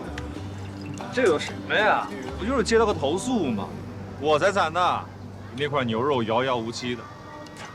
杰森啊，你是想上而上不去，我呢，机会放在那儿，但解决的难于登天呀。哎，我说你仨这个算什么呀？顶多算个碰碰车，懂吗？我这个绝对是云霄飞车。你怎么了？我在三亚碰见那女的，她为了你追过来了？现在成了我们公司的运营官，我的顶头上司。你们知道我现在面临的是每天怎么过日子吗？啊？真的，恭喜你啊！真的好日子到头了啊！你这帮随意人。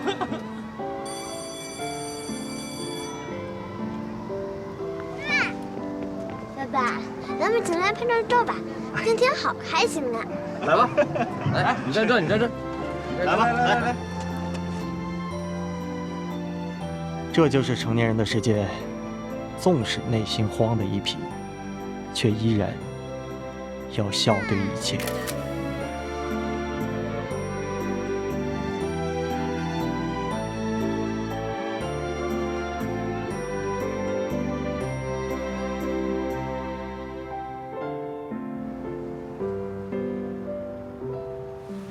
哎，来了啊！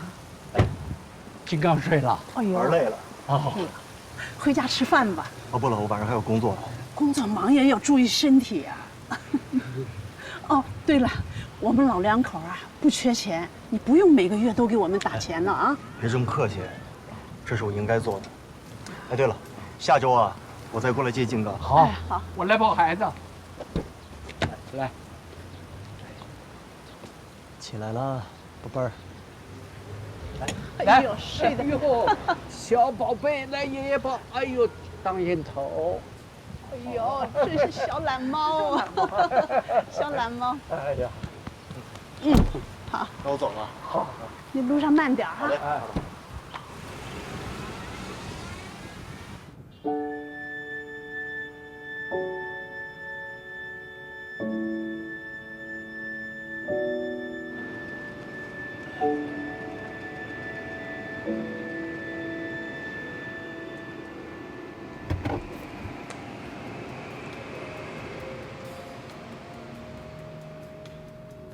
果然，以我浅薄的手相知识，你是事业型，事业顺畅，但是这个健康线隐隐约约有点模糊，你要注意身体啊。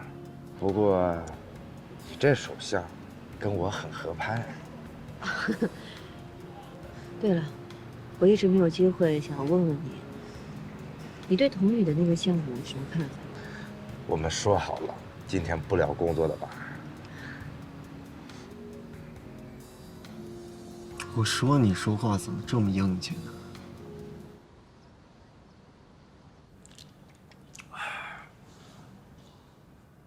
我终于知道了。知道什么了？我终于知道那个女人进入我们公司之后为什么可以那么嚣张。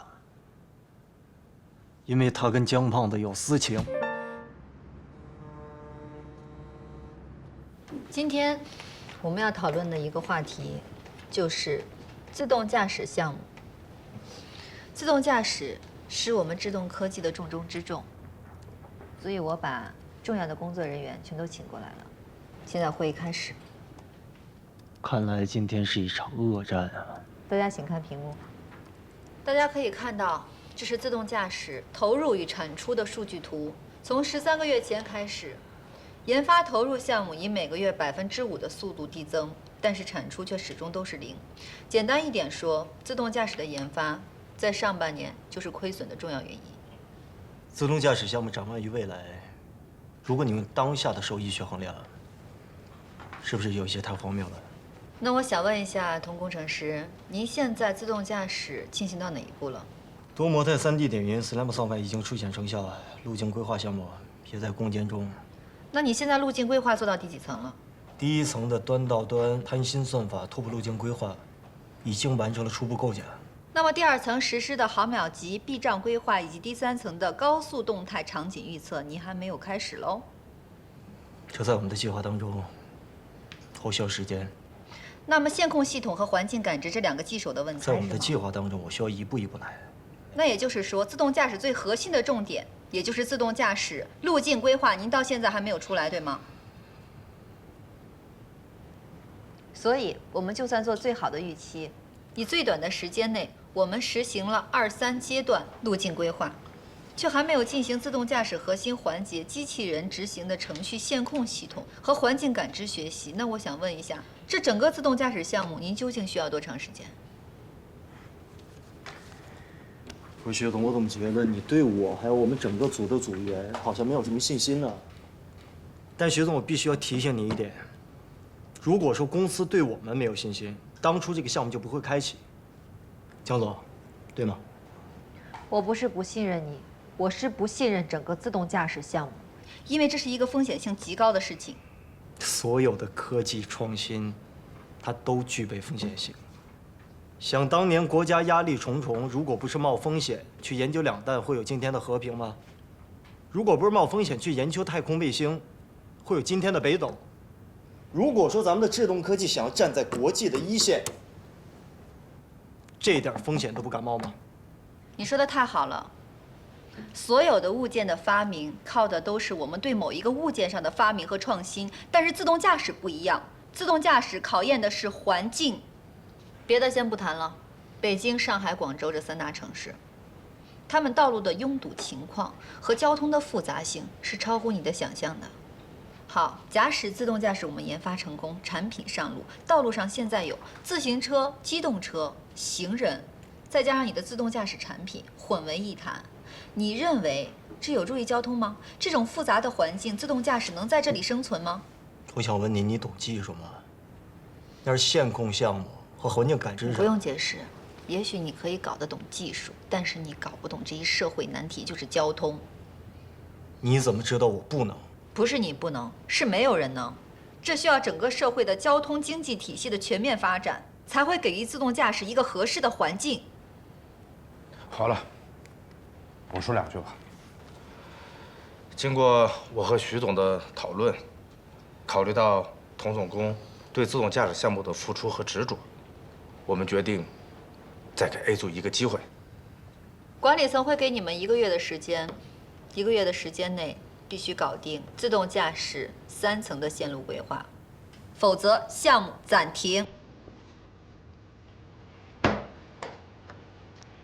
当然了，我们现在更看好 B 组李德先生现在主抓的自动化物流项目，所以从今天开始，投入研发的费用比例将会重新调整一下。李德工程师所在的 B 组将加大研发费用，而自动驾驶项目只保留30%。既然你们都已经商议好了，还开什么会啊？我们可以民主投票。各位同事，觉得童总工的想法是正确的，同意保持原方向不变的，请举手。大家可以随意表态，我们只是就事论事。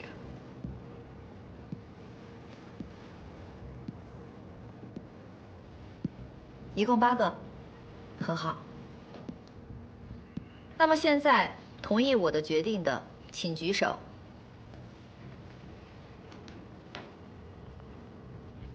我就不计数了，结果一目了然。所以，童总工程师，这不是我对你的偏见，是全公司的员工对你的意见。1个月时间是吗？3成经费。对。好，我接受这个挑战。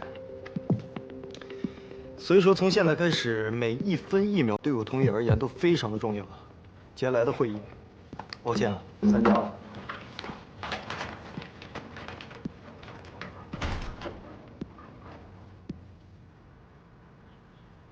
老大，我实话实说，你别生气啊。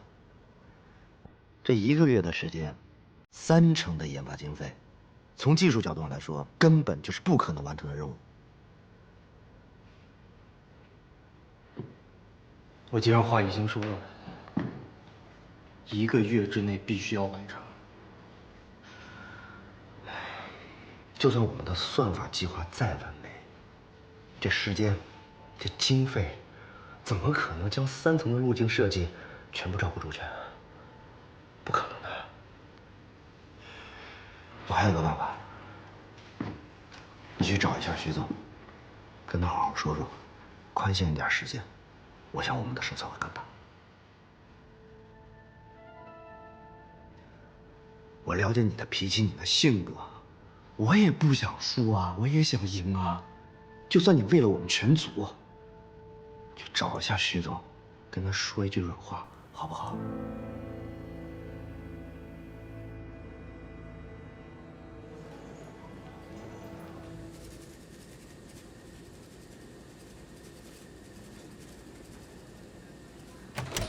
铁三，店里的罗勒和迷迭香没有，赶紧去买点。光采购的老梁呢？他儿子结婚请假了。不是，我这蛋糕还没做完呢。你的蛋糕是在我煮菜之后的，让你去就去啊。不是啊，行。干等活话这么多。小伙子，老梁呢？请假了，要不然怎么让我来跑腿啊？小伙子，你这么说的不对了，你不是主厨吧？这都能看出来？那当然，我虽然不是厨子，但是我卖了厨子30多年的菜了。这香料是主菜添加、画龙点睛的关键。这么重要让你来啊，就是想让你知道这个过程。你不知道这个过程，以后怎么当主厨啊？石大厨还有这意思呢？那这么说，种子选手。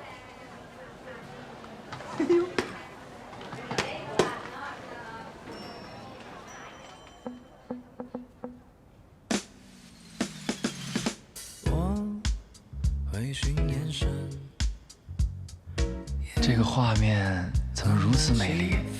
今生今世，但愿岁月静好，现世安稳。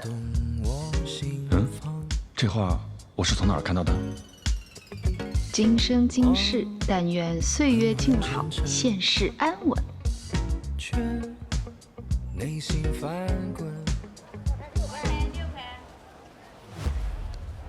喂，干嘛呢？小偷！哎！小偷！抓小偷！别跑！抓小偷！别跑！抓小偷！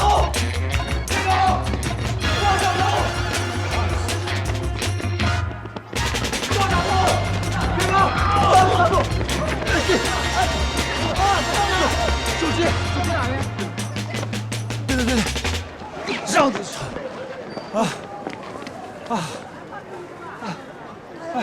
小妹妹，你的手机。谢谢哥哥。没事。哥哥，您是便衣警察吗？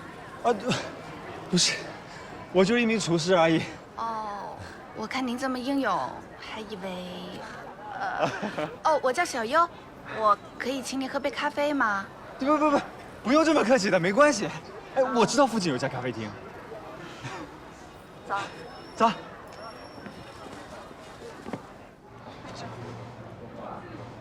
小哥哥，你不忙吧？别耽误你的正事儿了。哦，不忙，没什么正事儿。跟你喝咖啡才是正事儿。啊？没有，跟你开个小玩笑的。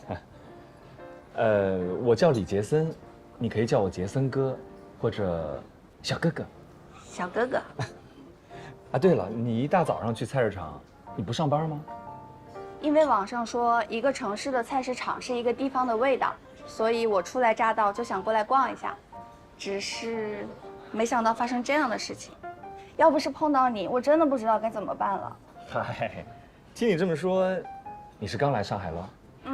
我大学刚毕业，我就想来上海找工作，今天才来第1天。嗨，你说你刚来上海，上海就给你留下这么一个不好的印象，其实这儿还是好人多的。哎，哥哥，您是厨师对吧？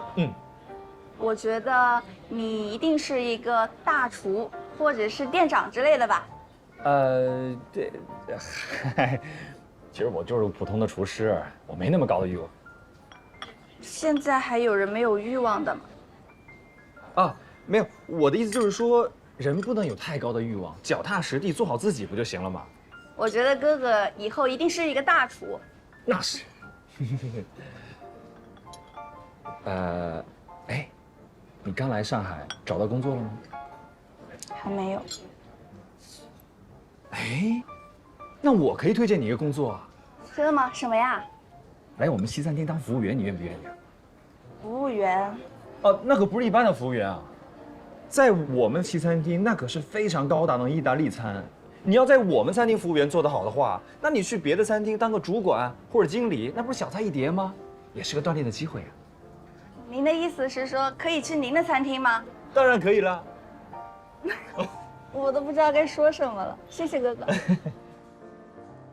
这个女孩看我的那一瞬间只有0.1秒，她的眼神中闪烁出那种崇拜之情，被我敏锐地捕捉到。那一瞬间，我就知道我又要脱单了。哎呀，这份儿你们收一下。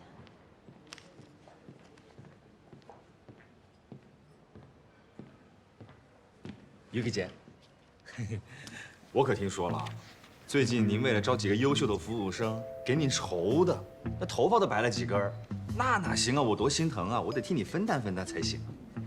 谁长白头发了？不行！哎，不是，这姐，我这什么都没说呢，怎么就不行了？别以为我不知道啊！刚认识个女孩，就想把她带来餐厅。这怎么知道的？这……哎，你说现在交友怎么还得帮着找工作呢？是我老家的一个妹妹，人特别好。不行，你先听我介绍完了再说吧。我这个妹妹人特别好，刚刚大学毕业，会说英语，长得漂亮，能言会道，很适合咱们餐厅的，真的。那她到底是你的妹妹呀，还是你交的朋友啊？妹妹啊。那绝对不行，沾亲带故绝对不合适。不是妹妹，是我的朋友，我的朋友。哎呀，什么交的朋友啊？姐都把我问懵了。那我跟你实话实说了吧，就是我前几天认识一女孩，哎，但我们之间没有任何不正当的关系，真的。你交友就交友，你少跟我玩套路。你那些事儿我都知道了，在菜场英雄救美。这事儿怎么传那么快呀？谁告诉你的呀？菜场师傅说的，石大厨告诉我的。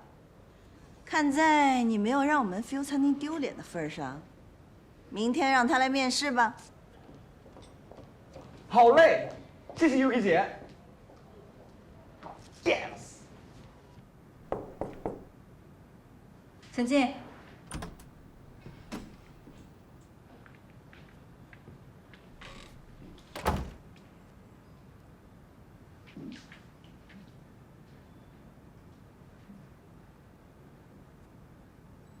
有事儿吗？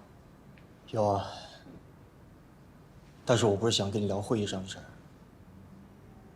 咱们从三亚谈起。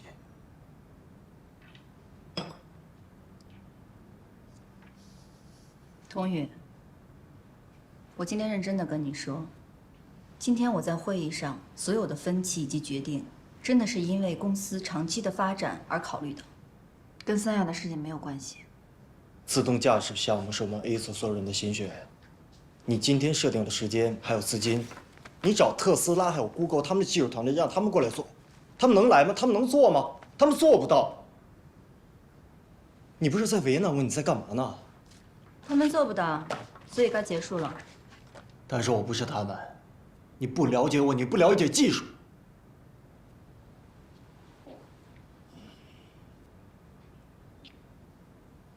恐怕说你了解的只是怎么和老板谈情说爱吧。你跟踪我？机缘巧合而已。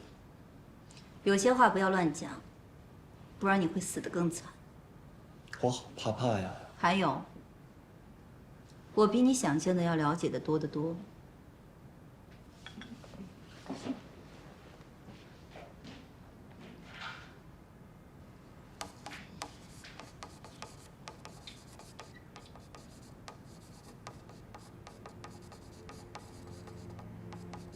2010年，谷歌启用了自动驾驶项目，到现在已经10几年了，总共损耗70多亿美元。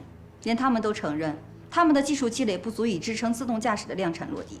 第二，在国际上，自动驾驶项目分为5个级别，我们算是哪一个级别啊？真正的第5级别，他们都已经承认，最好的预期是5年到10年。当然了，我不否认一点，就是你提出的 SLAM 模式的激光雷达项目，我觉得非常巧妙。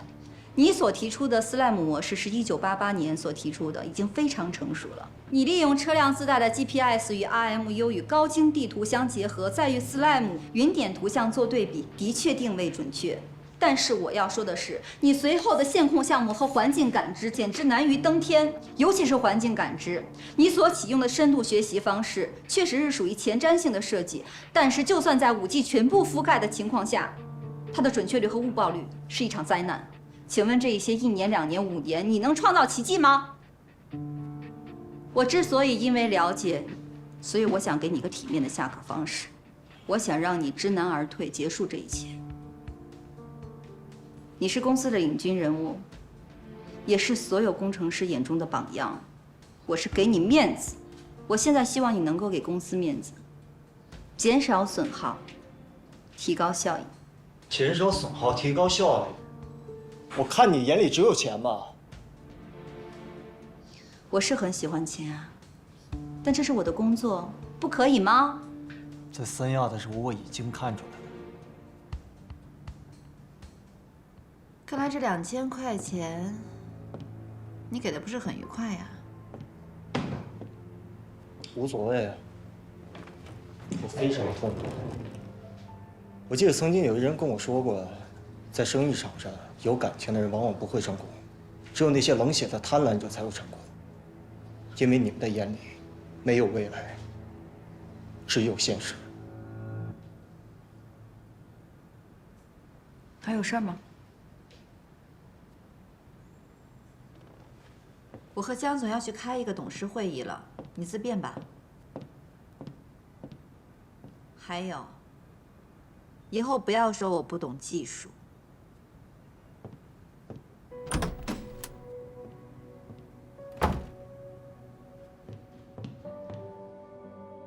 我看你眼里只有钱吧？不好意思啊，这是赔偿你们酒店的损失，实在不好意思。没事。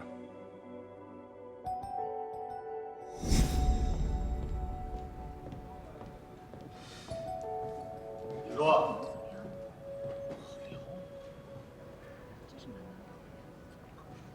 那个事儿你能不能当成不知道啊？什么事儿啊？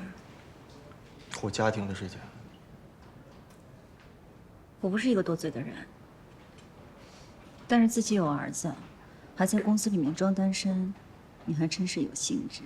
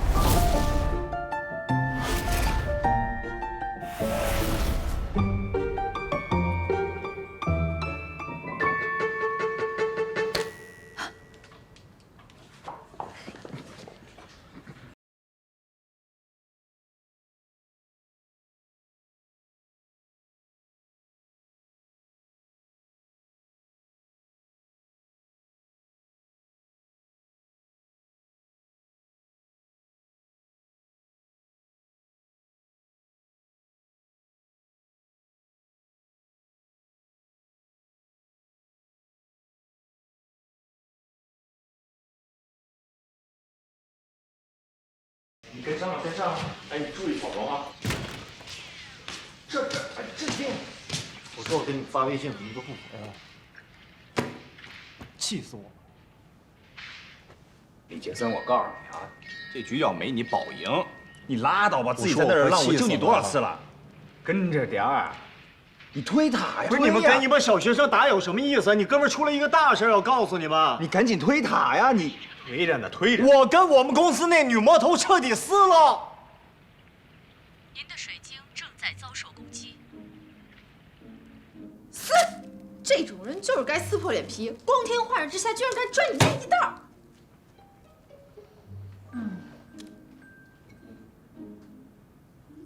只拽到袋子，没碰到别的？你想什么呢？当然没有。那还够混蛋！又没拽你那一袋，你那么激动干嘛？咱俩是不是弄反了？生气的应该是你吧？我跟他生气啊？哼，那我一天什么事儿也不用干了。哎，我说你是不是对人家有意思呀？是不是给你拽舒服了？岳子倩呀，你真的是。我跟你说啊，这个人他自己有儿子，他在我们公司，你知道登记的什么吗？婚姻状况，单身。我跟你说，这种人渣绝不能惯着。那你觉得我该怎么办？没事。哎，我怎么听着像是打情骂俏的故事呢？打你妹！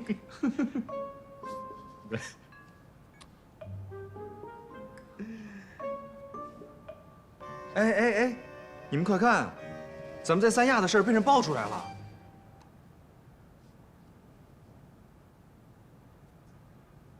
这谁啊？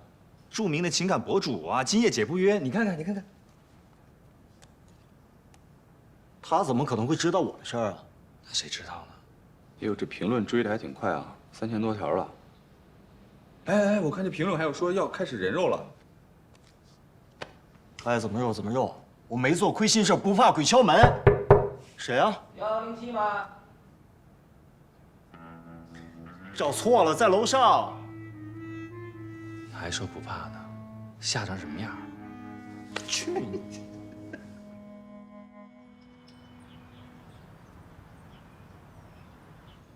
他怎么可能是这样？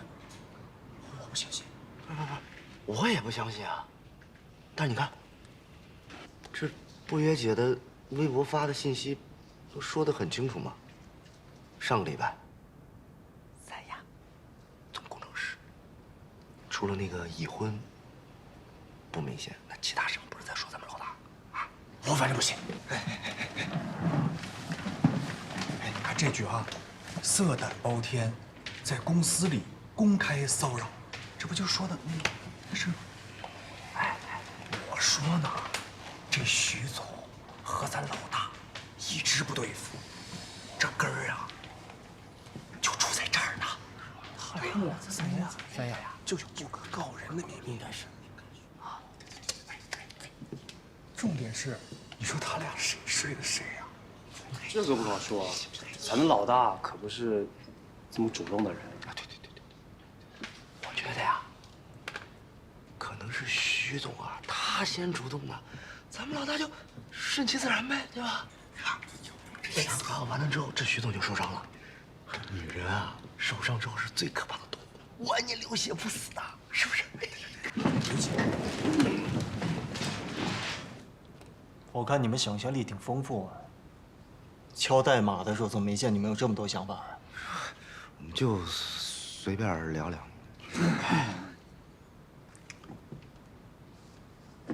咱们 A 组的7个组员，7龙珠组合，我都把你们当兄弟，所以我希望跟你们坦诚相待。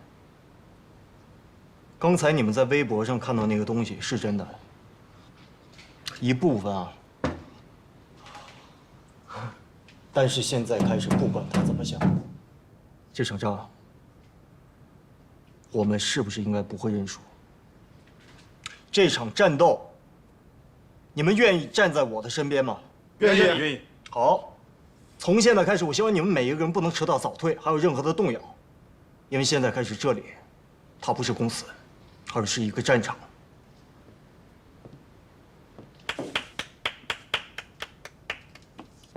这段话说的可真精彩。你说的话也是我想说的话。你的微博更精彩。什么微博？演技派。工作了啊。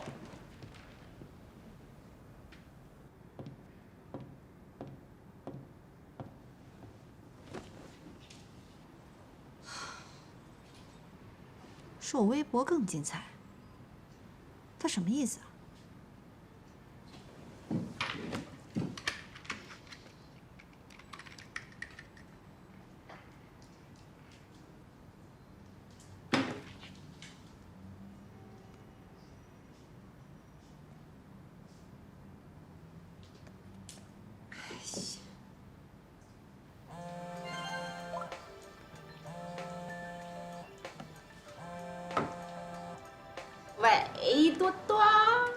倩倩，微博删掉。啊？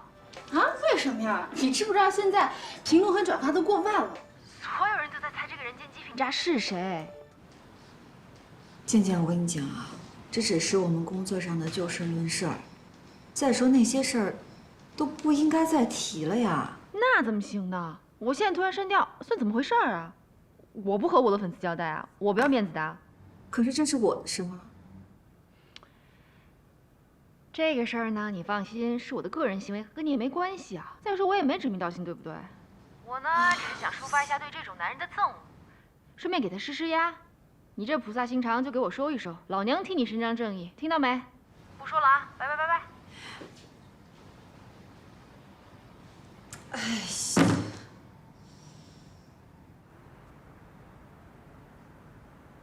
就这个颜色不错啊，很适合看一看。院长，不好意思，能说两句话？院长，刚刚有个顾客跳来跳去，也不知道要什么，动不动还蹦几句法语，我实在搞不定了。法语啊？那您觉得这款呢？我不想要这么浪漫的，我想要更经典一点的。Classic bon。想不到郭老二的前女友风云，让我也撞上了。小飞。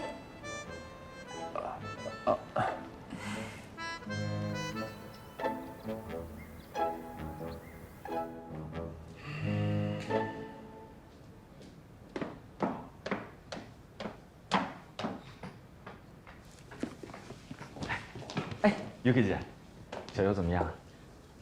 哎，小优很优秀，面试通过了，太好了。我跟你讲啊，你那见义勇为的劲儿啊，多多用在工作上，知道了吗？Yes, madam。哎，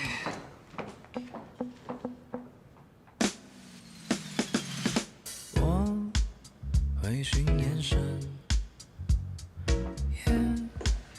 浪漫气氛，加油！你秀发清香，撩动我心房。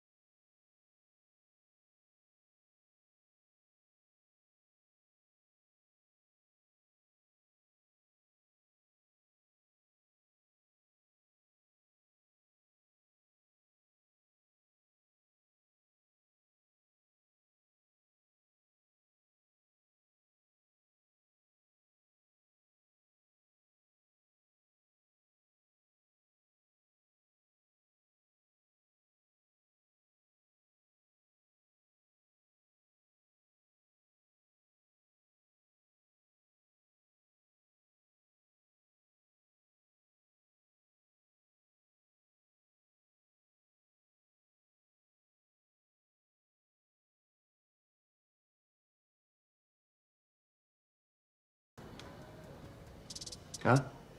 就当是随份子了。啊，可以。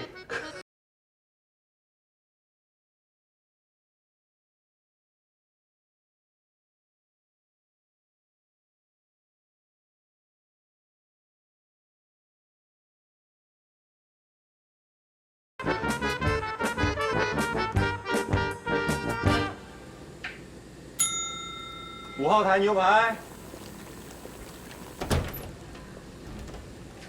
小优，有什么不懂记得问我啊。哎呦呦，端稳了啊，小心点。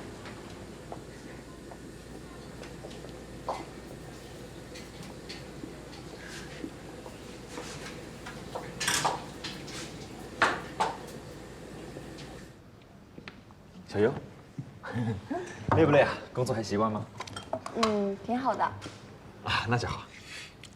不过刚才 Yuki 姐跟我说，让我工作的时候专心一点。跟你保持点距离。啊？不过下班我就自由了。你这几天有空吗？要不要一起去看电影？好啊。好。我吃的差不多了，那我先去忙了。啊，你去吧。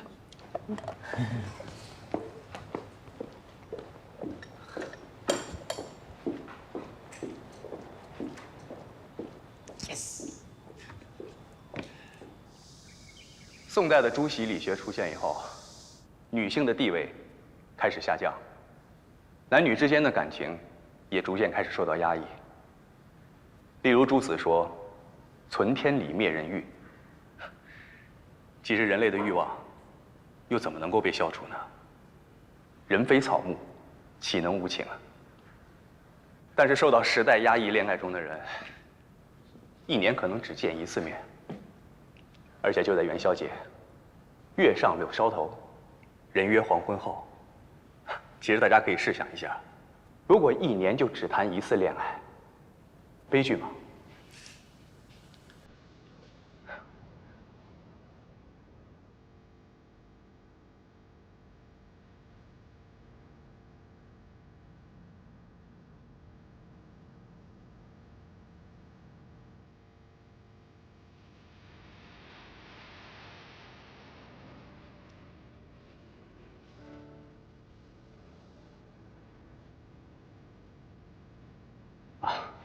这位同学，我想请问一下郭老师，您刚刚讲述的古代男女关系，要是放在现在来看的话，又会有什么现实意义呢？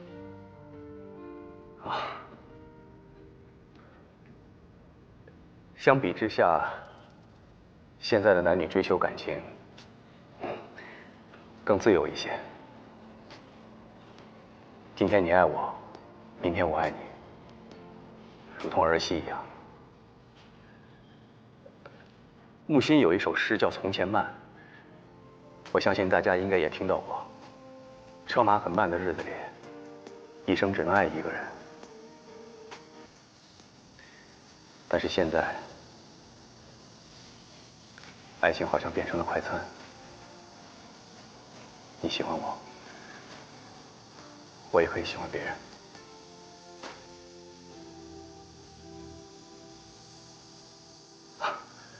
对，这就是现代的男女关系。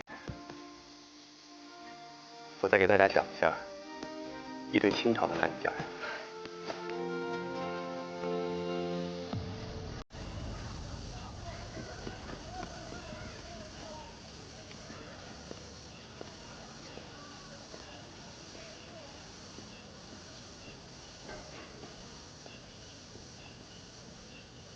真没想到你会来啊！我不知道今天是你的公开课，实在不好意思啊，影响你了吧？没关系，已经下课了。我给你发了电子邀请函，我看你没回应，所以我就想着过来一趟。一呢，是来看看你；二呢，我还是希望你那天会来。你是我最重要的一个人，所以我想，在我人生最重要的时刻，也有你来见证。可我们当初的约定是一起经历，不是见证啊。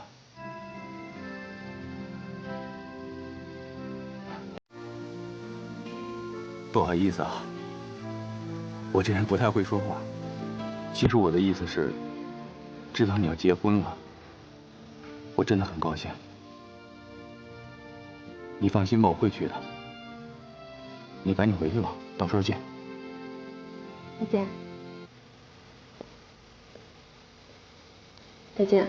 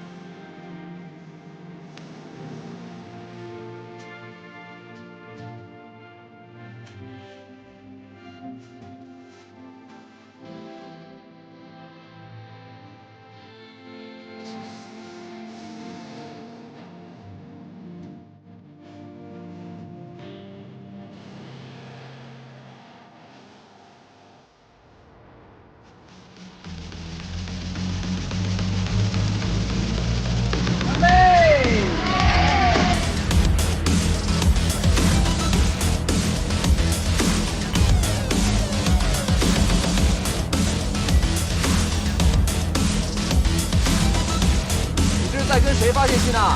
这么开心啊！小飞，我这是群里跟人斗图呢。哎，你不是那个表情特别多吗？我这个场，哎，发点动图啊！斗图你算是碰上祖师爷了，等着啊！哎 ，OK， 好了，来喝酒。哎。 就这10个动图就够你们玩一阵了。哪有10个？这不9个吗？10个吗？9个呀。我发了10个呀。